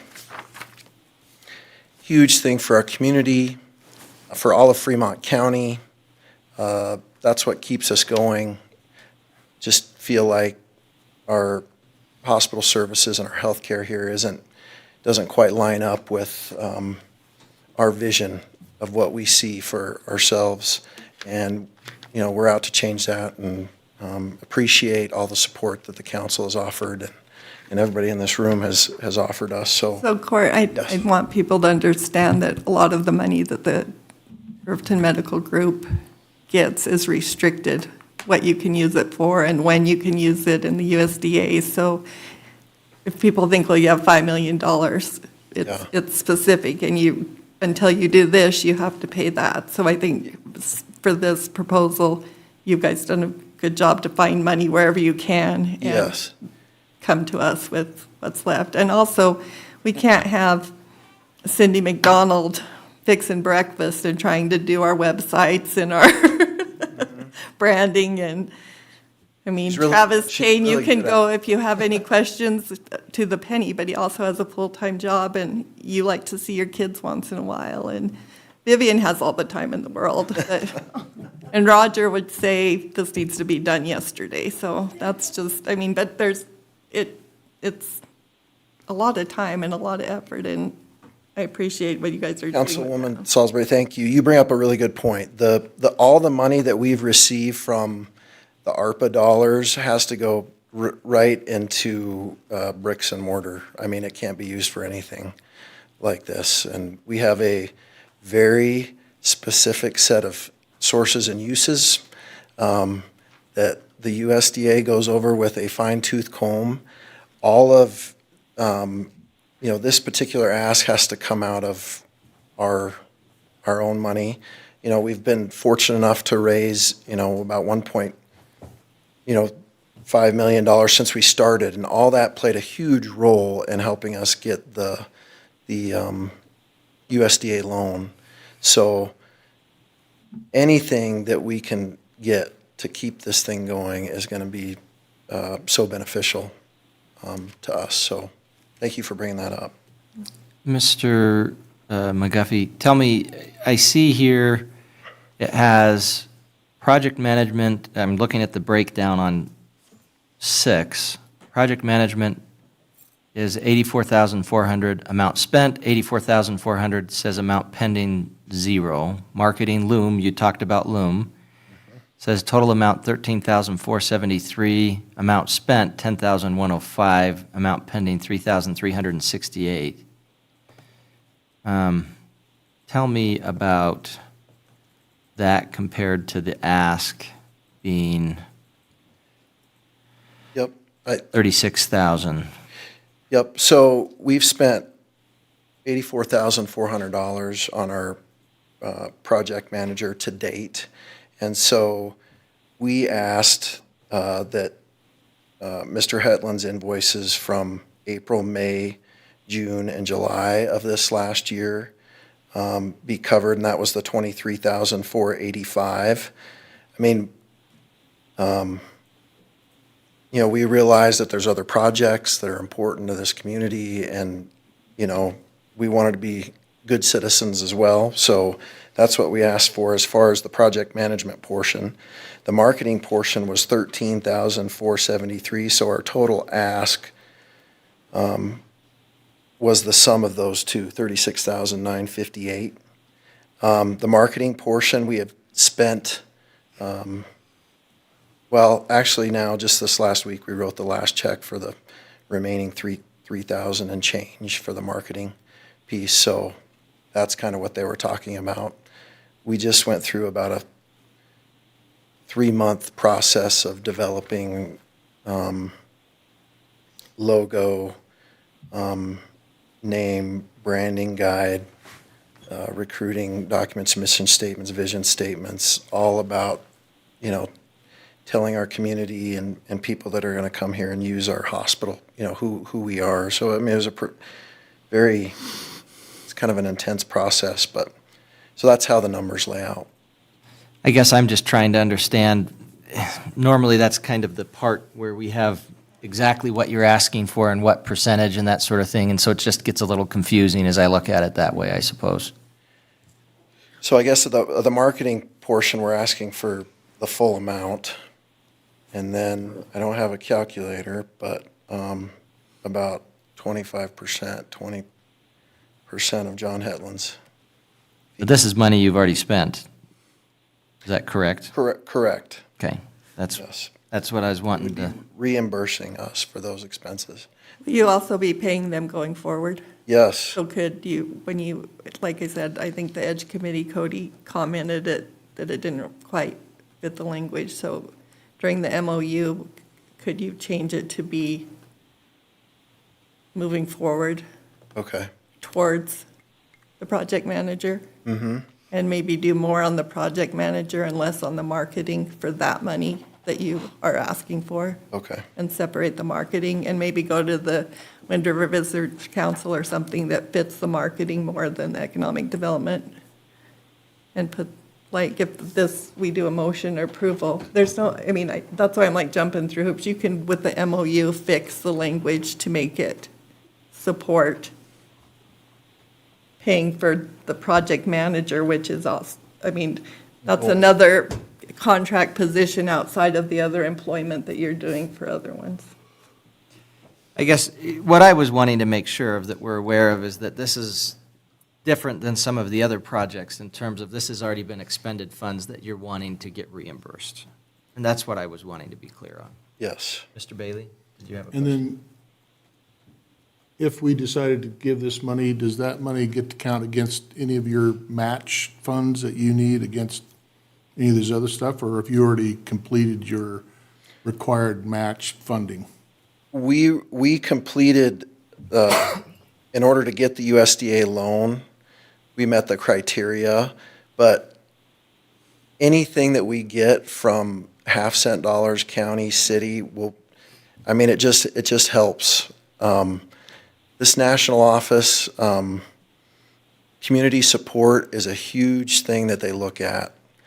And anytime we can go and say, hey, the county just, gave us this amount of money to help out with this, it's a huge deal because it just reaffirms the support that the community has for the project. So to answer your question, we have met the match to get the loan approved. Otherwise, it wouldn't have been approved. But this is going to go to our overall community part of the project and what we're putting forward. And then you just recently were funded by MOVE, weren't you? We were back in, it was this summer. Yeah. The end of the summer, yes. And it was $200,000 for the ditch because that had to come out of our own money. That was spent using High Country Construction and Lander to move the ditch. So that's what that money was for. So you used MOVE to move. To move the ditch, yes. We did. Makes more sense. And we are very grateful for all the half-cent money. This council stood by us several years ago when we needed them to stand by us. And the $880,000 that we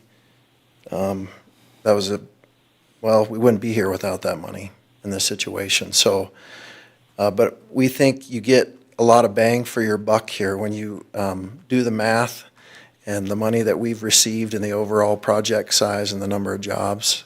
It's a pretty good investment.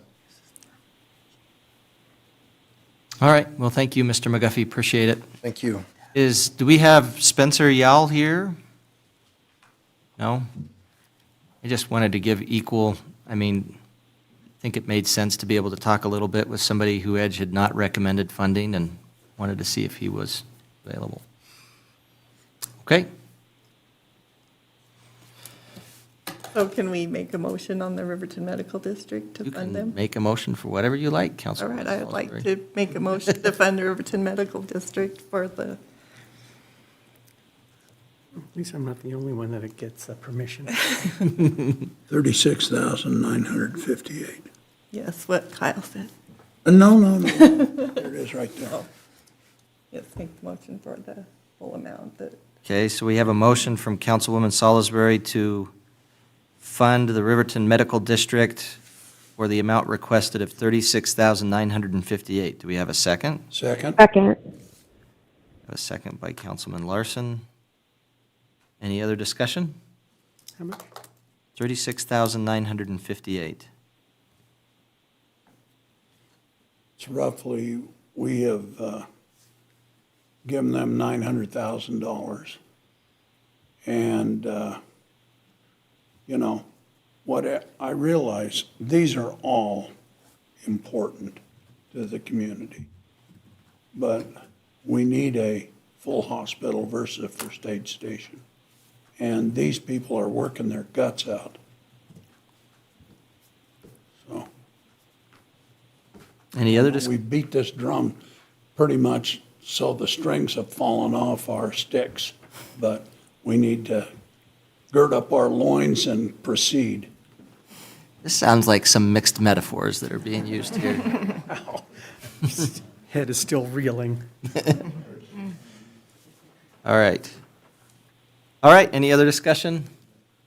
All in favor, say aye. Aye. I vote aye. All opposed, say nay. Aye. Councilwoman Cox, are you voting nay or aye? Aye. Sorry, I couldn't get to my mute button. Okay. That's why I waited so long, so, okay, you're an aye vote. Got it. All right, thank you, everybody. Thank you for attending. Appreciate your hard work in bettering our community. Your Honor, Yes. on that note, I think that they need to work with our city administrator and Mia to get the language to meet the law. Yes, and basically, I guess, to be clear, the motion would be to direct staff to prepare a funding agreement in that regard. So, just to be clear, that's the direction. Am I correct with what your motion was and what the second was? Okay. Yes, sir. Thank you. All right, lease agreement, Admiral Beverage, yes. So what does that leave us with? Has anyone done the math, and then what? Oh, I Got a little left. I guarantee Mia's done the math. She just does math all the time. Thank you. Your Honor, it looks like you have approved $24,000 for Miller Bulk Goods, $36,958 for Riverton Medical District, and $65,000 for Spotted Buffalo, for a total approved amount of $125,958. That will leave a balance of $66,396 and change. Yes, Bailey. I think the Miller was 19,250. I apologize, $19,250. Thank you. 215, yeah. Thank you for the clarification, Councilman. So you then would have recommended $121,208 for a balance remaining of $71,146. Thank you. I told you she'd done the math. Mr. Krashishnik. Your Honor, members of the council, thank you for letting me make a public comment. I appreciate that. A couple of things going on. I want to thank you for all your efforts and for the EDGE committee as well. I know it's a difficult thing. The advantages here in Fremont County is we're seeing things moving forward from an economic development standpoint. A lot of great things. This went relatively well tonight. In Lander, they had, I don't know how many proposals, 6, I think, came in front of them. None of them were approved. The county today, we learned that they had 23 proposals, 23 applications for this quarter, and they're talking about some changes. So we are working with FCAG to say, what are the best practices in each area, in each community, and take those together and figure out how to best go forward. Because you have a lot of things, it's like, how do we decide this or that? So we are working on that. Also, Idea Inc. looks like they're going to step up and provide some funding for a grant writer through FCAG, if that works out. And so those things are moving forward. Last comment is that we had sent all of the recipients of award monies a little survey that said, how many jobs have you created or retained, and what's the net inflow of cash to your business? We're gathering up that data. We're sending it down to the University of Wyoming, who's going to do an economic impact survey for us, and then we'll have that information after the first of the year. Love it. So I wanted to make sure that was available and you were aware of that. And Mr. Krashishnik, just to add to what you had said, FCAG met. I didn't want to talk for so long, so I didn't bring up FCAG, but as part of FCAG's meeting, we were talking about the MOU, and that was what came out of it, was we wanted to have further discussion where we can put our heads together for what's working, what's not working. It was good to go to I went to a few minutes of the county commissioners meeting today, and some of the ideas that were presented by Commissioner Allen, for example, I think are things we're already doing here. We tend to have clawback provisions in our MOUs, which would be the idea if the money's not being spent as been indicated, we could get the money back. And that was something that Commissioner Allen, Chairman Allen, had discussed that they wanted to implement into their MOUs, and that was helpful. Another discussion was just a little bit more about accountability in terms of people reporting on a regular basis to EDGE or to the city council. And that's something that we already have in terms of reporting directly to city staff. But it was a good idea in terms of maybe reporting back to EDGE so EDGE could get an idea of where the money's being spent. And it was a unique idea that Chairman Allen had that I thought was good. So anyway, that discussion is ongoing, and I think we're really trying to do our best, I think, to be responsible with voters. Yes, best practices and help future recipients to make them successful. That's what it's all about. And we had a lot of great proposals today, and we'll just keep those going forward. And then the last comment is for the Ford Fremont County PAC. Meets the second Thursday of every month. It's at 3 p.m. at Brunton Building at 2255 Brunton Court. Anybody would like to participate, they're welcome. Thank you. Thank you, Mr. Krashishnik. And I will allow you to not have to bring up the building blocks for economic development because you brought up other things. So next time. One quick comment. Yes, sir. I think it's important as we have these discussions, the half cent is not a given that that's going to happen again. And I think it's really important that we give a lot of thought and contemplation to the projects that are funded. And I like the clawback idea. And just having that level of knowledge that as we spend money and provide funding for various entities, that money is being utilized the way we expect it to, right? Having that accountability piece is critical. Otherwise, it's kind of a free-for-all. And I really like the idea of having some guidelines that we can work within. But that being said, I think it's really important to give the EDGE committee they make a recommendation to us and we kind of usurp that, which kind of negates the need for having an EDGE committee. So we don't want to have that. And it makes it a real challenge because I think that we're kind of left responsible as a council, not to speak for everybody, but we're left to actually allocate the funds and have the responsibility of doing that and taking the advisement of the people who spend hours and hours listening to the proposals. So I don't want to negate their work or their efforts, but yet on the other hand, we're balancing that with what we think our constituents think is important. So we have to work together, and we're not knocking the EDGE committee in any way. In fact, I really appreciate their input and the process that they've gone through to bring forward the recommendations, but it is really challenging. Well, and that's really just it, and I think you have no other place you can look for an example of that than Lander, right? You've got recommendations, and it's just difficult. I mean, we want to do things that are going to be benefiting the community and that are going to make sure we're transparent, they're being used in a way that would be expected, and so I agree with you, Councilman. So one other quick question, and for Mia. So the funds that are left now, how do we expend those funds? Do they need to be expended? Do they sit in reserve until the next round? How does that move forward? Your Honor, it will sit in the 0.5% fund until the next round, so you can recommend allocation of this money during the next round. Okay. And if I may stand corrected just one last time on my figures, I was reading Miller as 19,250 versus 19,215, which is the appropriate amount. So that will leave 71,181.13. I apologize for my poor hearing this evening. I like it when you make mistakes that maybe have more money. That's good. Not on evenings when I'm supposed to give the fiscal health report. Let's go with that, okay?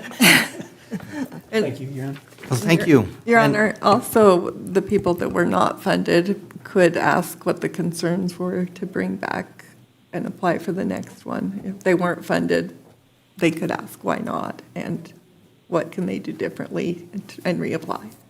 And I think that's a really good point. One of the things that Chairman Allen did say that I don't necessarily agree with, which is fine, is he was saying he wanted to have some sort of limitation in terms of repeat funding, and if you've come and asked, being able to come back again.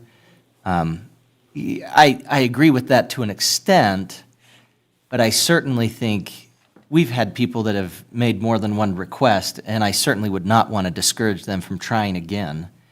And I would encourage, as much as we can, giving feedback.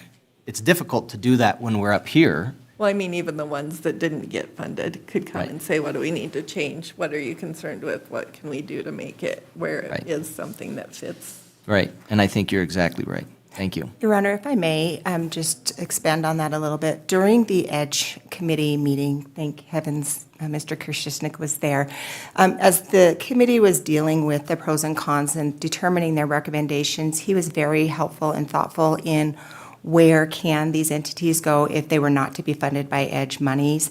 And so when the committee reached out to all of the entities, if they were denied or they were not going to make the recommendation to the council, they provided a reason why and then also encouraged them to seek out other funding opportunities through different channels based on Mr. Krzyznik's recommendations. Well, and that's definitely the mission of IDEA Inc., removing the nickels from the track. That's... I've spent a lot of time with Mr. Krzyznik over the last month for some odd reason, and there's just things we consistently talk about. All right, well, we've been at this for 2 hours. I don't want to have, Take a 10-minute break. yeah, I don't want to have this go forward without a, let's take a recess. We're at 9:14. We'll take a recess until 9:25. That works. All right. We are in recess.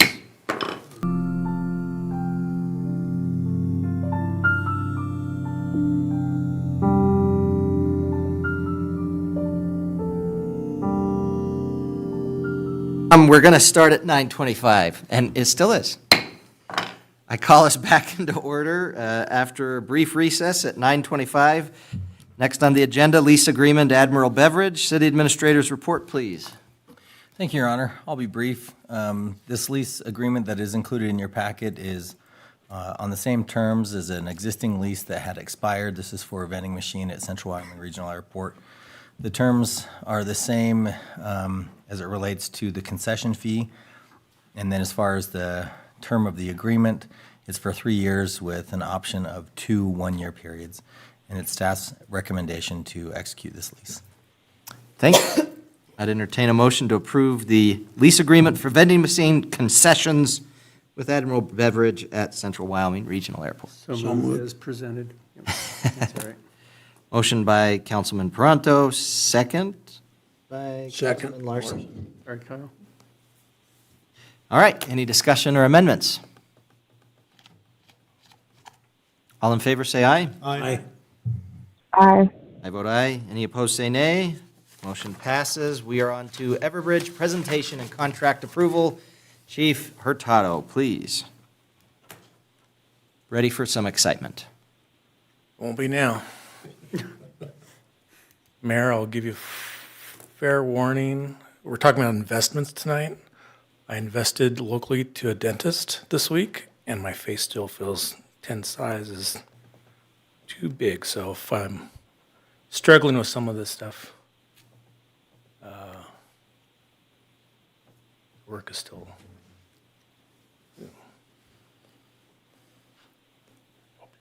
There it is. You got it. All right.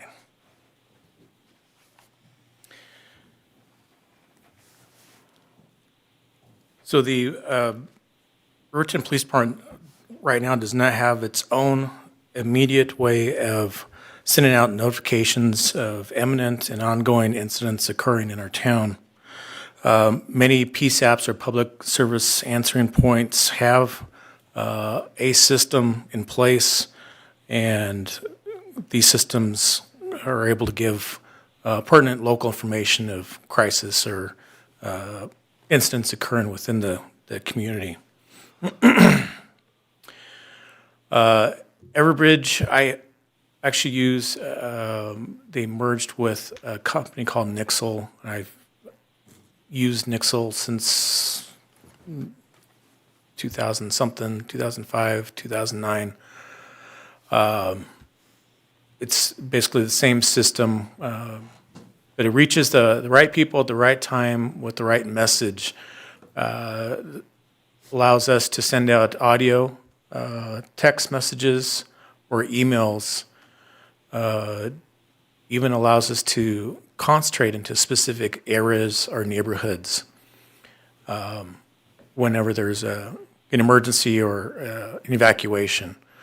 And I'll give you an example. If one of your neighborhoods had a police incident going on, and we had to tell everybody to please, lock your doors, stay inside right now while there's some police activity, the message wouldn't go out to everybody at 2 o'clock in the morning unless it's your specific block, that emergency. So we wouldn't be waking up the whole town, just those affected areas. And dispatch or the supervisor on scene would have the program where they'll be able to send out immediate messages on the site or through our dispatch center.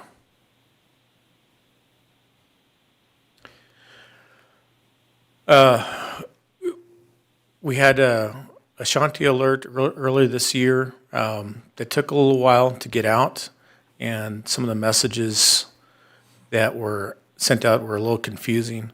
This isn't really meant to take the place of the existing, but to augment with the availability of us sending out immediate messages through our dispatch center or our personnel.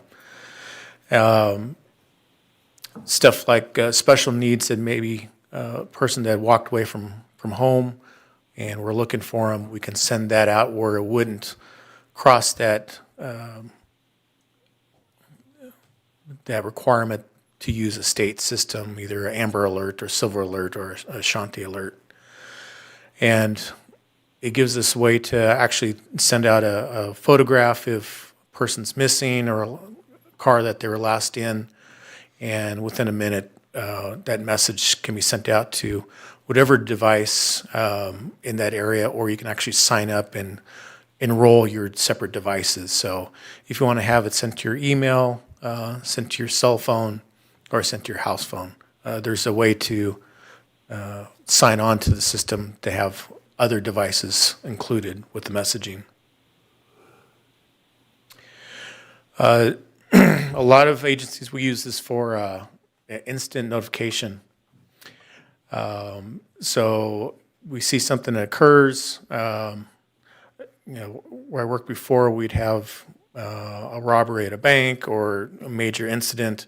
The officer gets there, they're able to see a surveillance picture of the getaway car or the suspects. They can take a quick picture of the surveillance video inside the establishment, get that out, and now the whole community is looking for a certain vehicle. There's a reason I'm using this picture. This picture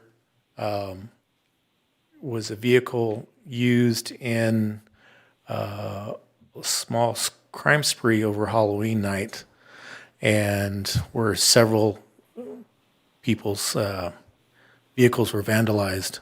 And just a footnote, all 4 people involved were captured and are waiting charges. Some juvenile friends from Lander were responsible. So anyway, good work for our detectives and our officers.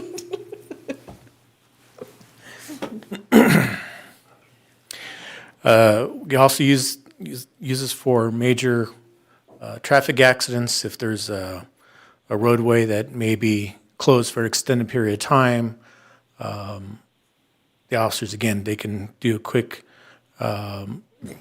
location where the accident is at, maybe some alternate routes or detours, and how long they think the detour may take place.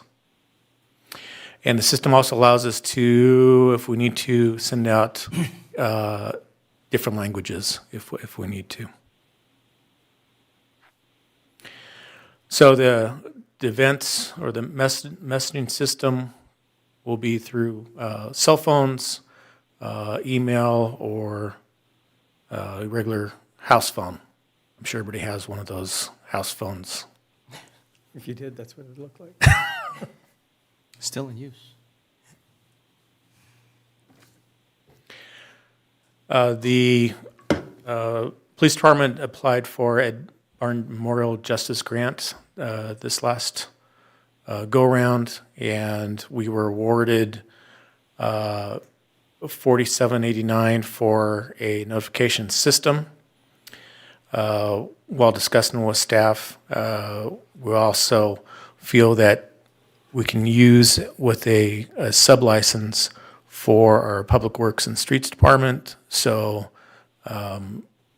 if we do get inclement weather and we need to notify a certain neighborhood that maybe we'll be running some snowplow or other machinery, we can notify specific neighborhoods, and that would be through the other license. And so aside from the grant, the total cost to the city would be less than $700 for the additional license for Public Works and the setup fee. And staff's recommendation is for council to consider a contract with EVERBRIDGE for emergency notification services and allow staff to sign a contract. I'm here for any questions. I have a question. Chief, thanks for bringing this up. This is does the public have to sign up for this, or is it Good question. both? Because oftentimes MNS will push notifications, so how does this system work? So the old system, Nixle, you had to sign up. This one, like I said, they merged, but they have an existing database that they pulled from public records. So there's, I want to say, 7,000 existing phone numbers listed in Riverton. So there's already a database established. But if, let's say you live out of town and you work in Riverton, and you want to sign up because you want to check out traffic or whatever, you can sign up specifically for our alerts. So Chief, this is not like the Amber Alert you get sometimes where everybody in the room's phone goes off and sends a message? Only if it was a major crisis. So there's different levels in the system. There's, hey, we're going to be removing snow today, or there's going to be a parade Saturday on Main Street from this place to this place. And you can actually sign up for the different levels. So there's a criteria for us to send out messages, and we're not allowed to, by FCC regulations, send out non-emergency message unless it meets a certain threshold, or it's like email or a normal business hours type deal. So you can actually set up your own criteria. If you want everything that's going on in town, you can sign up for that, or just, the world's coming to an end, let me know. But there's 3 levels that you can sign up and adjust your settings for. We could only send out, what was it, imminent danger to property or persons, is that what it was? If there's imminent danger to property or persons, they can send it out to everybody they've got. And so that'd be that 7,000. But it's not doing just every cell phone within a certain radius or any of that kind of stuff. It would be, yeah, it depends. If we all happen to have numbers that were in their system, they'd all go off at the same time. And the good thing about it, though, as opposed to just the Ashanti or the Amber Alert, like he said, is when you send something out, you can have them click and then answer a question, go to a link, whatever it is, and request feedback of some kind. And now, in terms of what we were talking about, like being notified about, plowing in the area, if I understand correctly, you'd actually have to sign up for that. And the hope would be that we could get people to sign up for that and have this really become more powerful for us. But I think for right now, the proposal is basically having this for mainly emergency use, and then also part of the power of it as well for Public Works isn't necessarily notifying about plows, but it's a system they can use to be communicating effectively with their teams and everything, if I'm not mistaken. Yeah, you can do teams. We can set up for, all the Public Works or all the officers, to be notified at the same time, give them an address, location, what the incident is, so they're all getting the same information at the same time. And if you wanted to, not that you necessarily would, you could even, for example, if we had all the council members on it, we could get a text from Kyle that says, would you prefer pepperoni or sausage on your pizza? We could vote quickly, and then... No, you can't, because that's a vote, and that goes against the open meeting laws. Fair enough. Yeah, that's a good point. Dean, I'm not thanks kidding. Thanks for being the conscience of the crew. You're right. You could not vote. It's all right, Kyle, we'll let you pick what pizza we're getting. Yeah. Your Honor, however, we could do it to notify you as a reminder that there would be a meeting tonight or something like that. Nothing. Dean, thanks for the reminder. You are right. You can't vote. No voting. No voting by phone. So if there was an incident at a school, you could notify all of us that here's what's going on, and it's over, or it's not, or it's whatever. Yeah, we can set up different notification groups Yeah. within the program, where it's a public information or a separate employees only or council, but there's a way to do it in the system. Yeah. There's a lot of internal capabilities, and external capabilities are, generally speaking, better for emergencies. But for the internal as well as external, it seemed, I was able to see the presentation, and it was pretty good. And they asked some very poignant, important questions. So, Your Honor, really to be clear, it's an internal database that we have of the users that either sign up or we've gleaned the information somehow. Somebody's visiting town and they're staying at the Holiday Inn and there's some event that affects the Holiday Inn, they're not going to get that message because they're not a part of the system. It's not like an Amber Alert or a geo-referenced alert. It's a city database alerting system. Right. Yeah. But hypothetically, we could have everybody that gets water service in town sign up. Yep. And then if the water was going to be out on West 12th Street, you could notify all those people by text that the water's out, don't flush your toilet. And that is not what we are talking about really right now, No, if I'm not mistaken with the contract, but it does have that capability. Kind of, yeah. As we go forward, we can use that. But if I'm not mistaken, really what we're talking about right now is basically setting up the police department with the ability to be having internal and external emergency communications, and then also basically internal communications for Public Works right now, is, if I'm not mistaken, that's what we're at. Correct. But it's the same system we would be using down the road if we did find that we could get subscribers and some interest in it. We can expand the service as subscribers join in. Cool.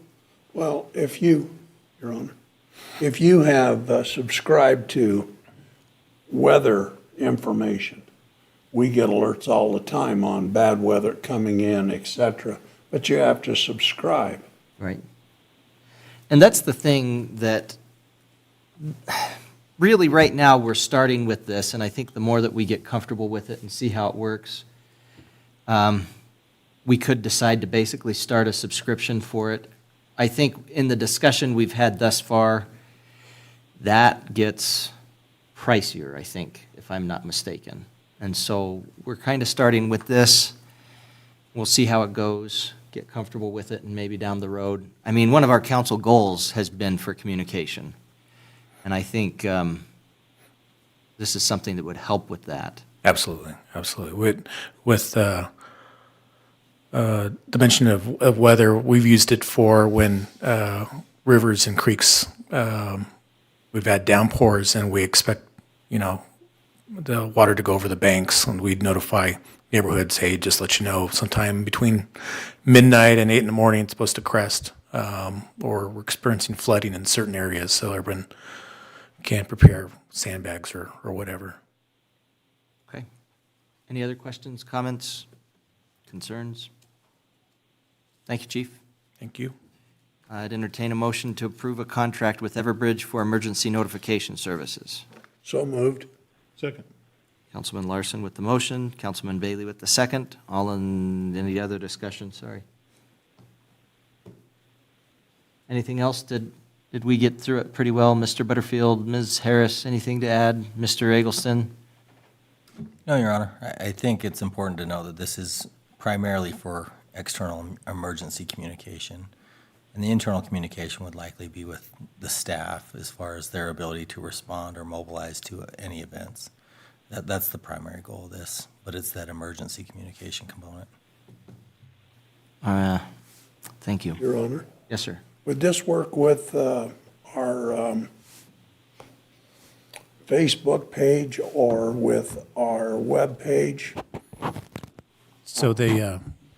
when we had the lightning strikes on the trees on Aspen Park last spring, so you would notify them that, all the power is out, and you had an auxiliary power, and you would notify the city of the damage that was going on, or the substation that blew up, or the pump that's not working now at the, et cetera.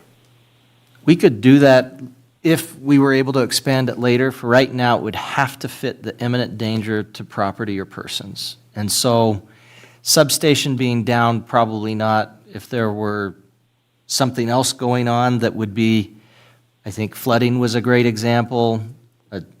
Heck, even a suspect at large who's armed and has been spotted in Riverton, I mean, something like that I think could work. Okay. But it would be, if I'm not mistaken, according to the... Imminent. Yep, it's got to be imminent, and it's not reporting on why or how. We can move in that direction, but right now, just with the price and the need for word getting out on it and the need for subscribers on it, I think it'd be a great idea down the road, and I think that's some of the discussion, but for right now, this is just emergency. Okay. Emergency and internal. Any other questions, discussion? All in favor, say aye. Aye. Aye. Any opposed, say nay. I vote aye. Thank you. All right, quarterly fiscal report, Administrative Services Director's report, please.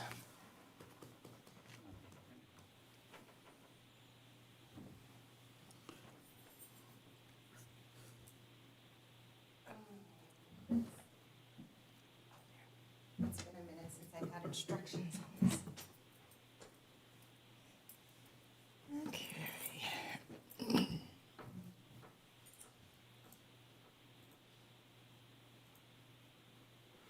First of all, I want to start by saying I'm disappointed that we lost our audience for my riveting presentation this evening. We could have done it at the beginning. You know, we might need to start doing that. That's a good idea. Well, I mean, in all seriousness, I do want people to know we're being responsible and transparent. That's why Ernie's here. Yeah, well, and we've had some lively conversations in the community about our budget, so I was really excited to present tonight and hopefully get some people excited about what we're working on this year. So thank you for your time this evening. You, as a governing body, did approve a budget of $39 million this year. It's a little bit higher than what we had last year. There are 12 funds in our budget, including the general fund, enterprise, and fiduciary funds, and then 31 divisions within our city government that we manage budgets for. Our overall capital expenditures for the budget as a whole was $21,796,000. So we've got a lot of capital going on this year. Approximately 57.6% of our entire capital budget is supported by grant funding, compared to 49.2% over last fiscal year. And of the 22 grants the city has budgeted in fiscal year '24, 7 of them are dedicated to capital improvements, and these 7 grants represent 91% of the total funds received from the 22 program grants. And those don't include Mr. Miller's recently approved grant as well, so, nor Chief's. So we've got some more money coming our way. The first fund that I'm going to start with is the general fund. It is the largest budget fund in our budget, $10.6 million.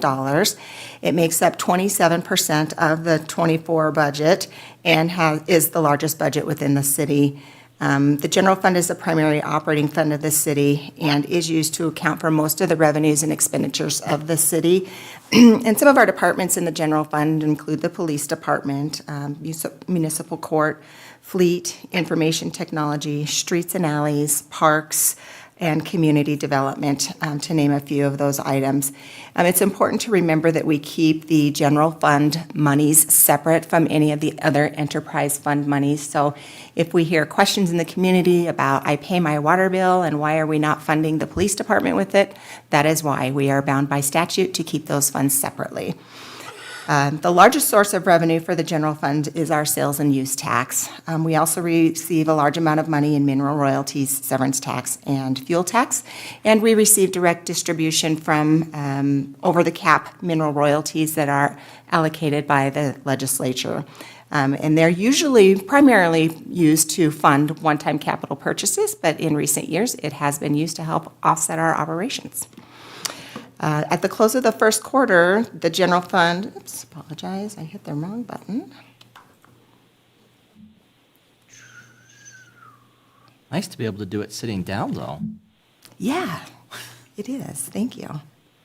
Okay. I'm sure there's a back button on here somewhere, I'm just not familiar with it. So at the end of the quarter, the general fund reflected a positive balance of $346,000 and some change. I do want to keep a reminder out there that the budget was approved for a cash transfer of $613,000 for operations and $706,000 for capital. So we have budgeted total cash transfers of $1.3 million. So while our $346,000 sounds successful, we will be watching this closely throughout the year because we do know that we will be tapping into our cash. Some of our major expenses in the general fund are the grant-assisted Willow Creek Safe Routes to School project. It's one of our largest projects. The ARPA grant that we use to fund the Webwater Storm Sewer project is also slated out of this fund.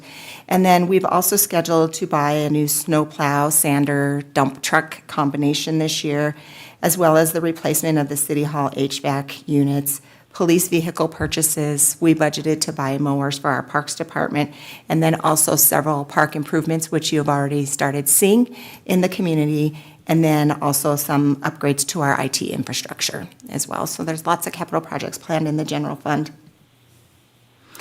In the water fund, in the airport fund, the total budget for the airport fund is $9.9 million. And $9.1 million is capital projects. So lots of money going into airport capital. Really important to remember that approximately 93.75% of our airport fund projects are funded by federal funding, and then we receive 3.75% from the state, and then the city pays 2.5% towards those projects. So $9 million in funding, we're going to be paying 2% of that, 2.5%.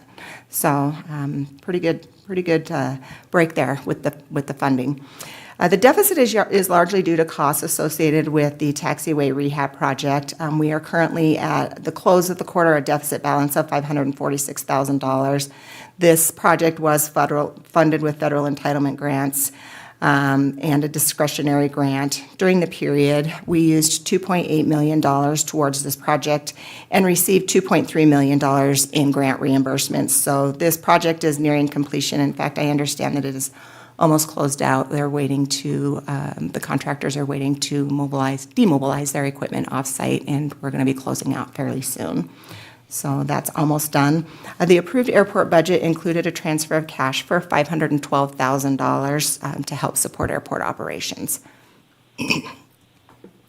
And now onto the water fund. The annual budget for the water fund is $4.75 million, and there is $1.88 million in capital projects proposed for this year. The fund closed the quarter with $250,000 in our revenues over expenditures. And the budget was approved with a transfer of cash of $344,000 to cover capital. There's only 4 items slated in the water fund for capital this year, and the largest is a large-scale water meter system-wide replacement project. That project is budgeted out at $3.55 million, and it's split equally between the water and the sewer fund. The city was awarded $2.9 million in ARPA grant funding to help offset the costs of this project. Other projects for the water fund include the East Adams bulk fill station upgrades, fire hydrant and valve repairs located throughout the city, and then also a vehicle replacement, which will also be split equally amongst the sewer department, between the water and the sewer. For the sewer fund, the annual budget is $4.6 million. The budget closed with a balance of $109,000 in revenues over expenditures. This budget was approved for cash transfer of $672,000 for capital, including the previous mentioned water treatment or meter replacement project. I apologize, it's getting late and getting sleepy. The wastewater fund is planning continued improvements this year, including upgrades to the treatment plant, which we had a large amount of upgrades last year, and we still have ongoing improvements that we are trying to complete with that. Upgrades to the A&T sewer lift station, and a vehicle replacement, which is also split 50-50 with the water fund. And then in the sanitation fund, $3.87 million budget, and this fund did close with a deficit balance of $301,575. I don't know if you all remember last year that we had ordered and budgeted for a sanitation truck, which we didn't get until after the close of the fiscal year.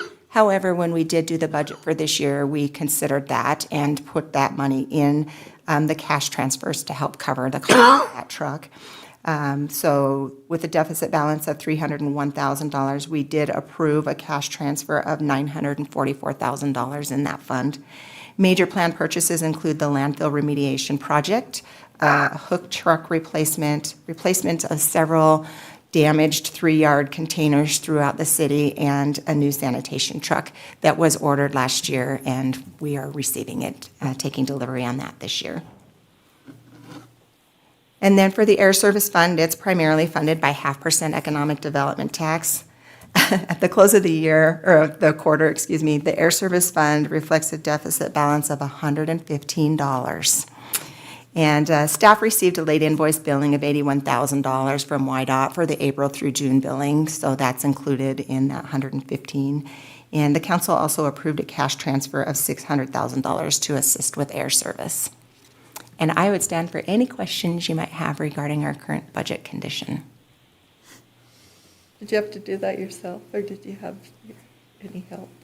With- Like, do you have any staff that took any of off what you, or did you do that? Nope, this is what I prepare. Yep. Well, thank you. Thanks. Appreciate it. Thank you. Thank you. Anything else? Your Honor. Yes, sir. Which way are we trending on general sales tax coming in?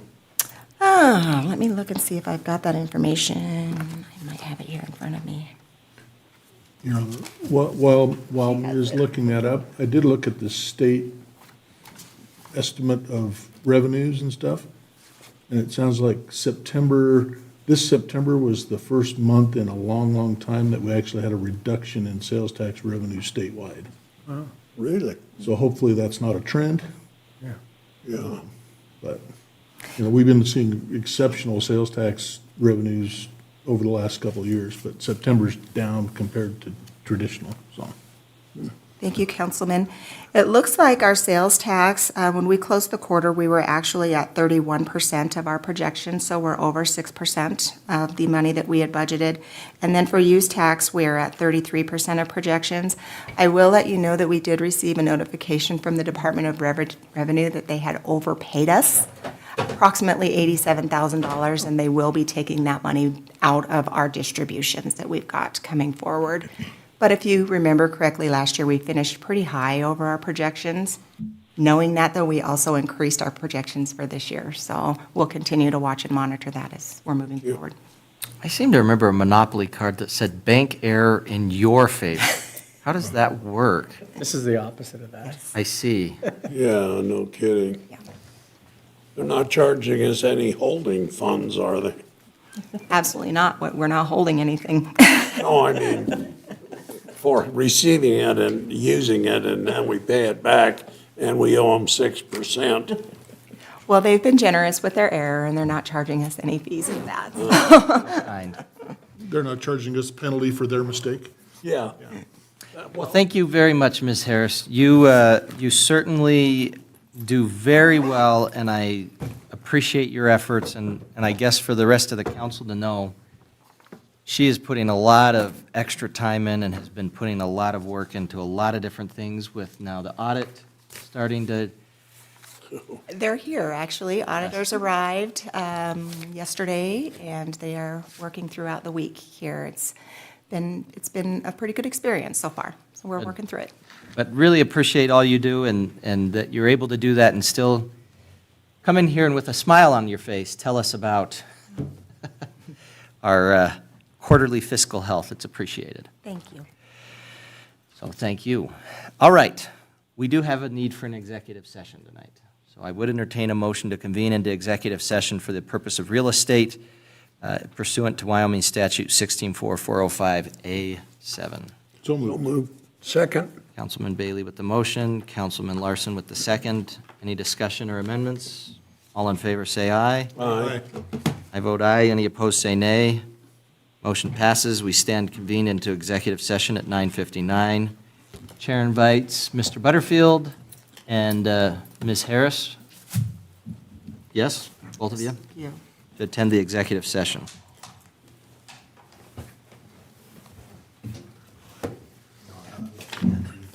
I would entertain a motion to reconvene into executive session. So moved. Second, Out of, yes, Reconvene into regular session. Yeah, Correct. thank you. second. Always there for me. All right, Councilman Bailey with the motion, Councilwoman Salisbury with the second. All in favor, say aye. aye. I vote aye. Any opposed, say nay. Motion passes. We're now reconvened at 10:29. I would entertain a motion to adjourn. So moved. Second.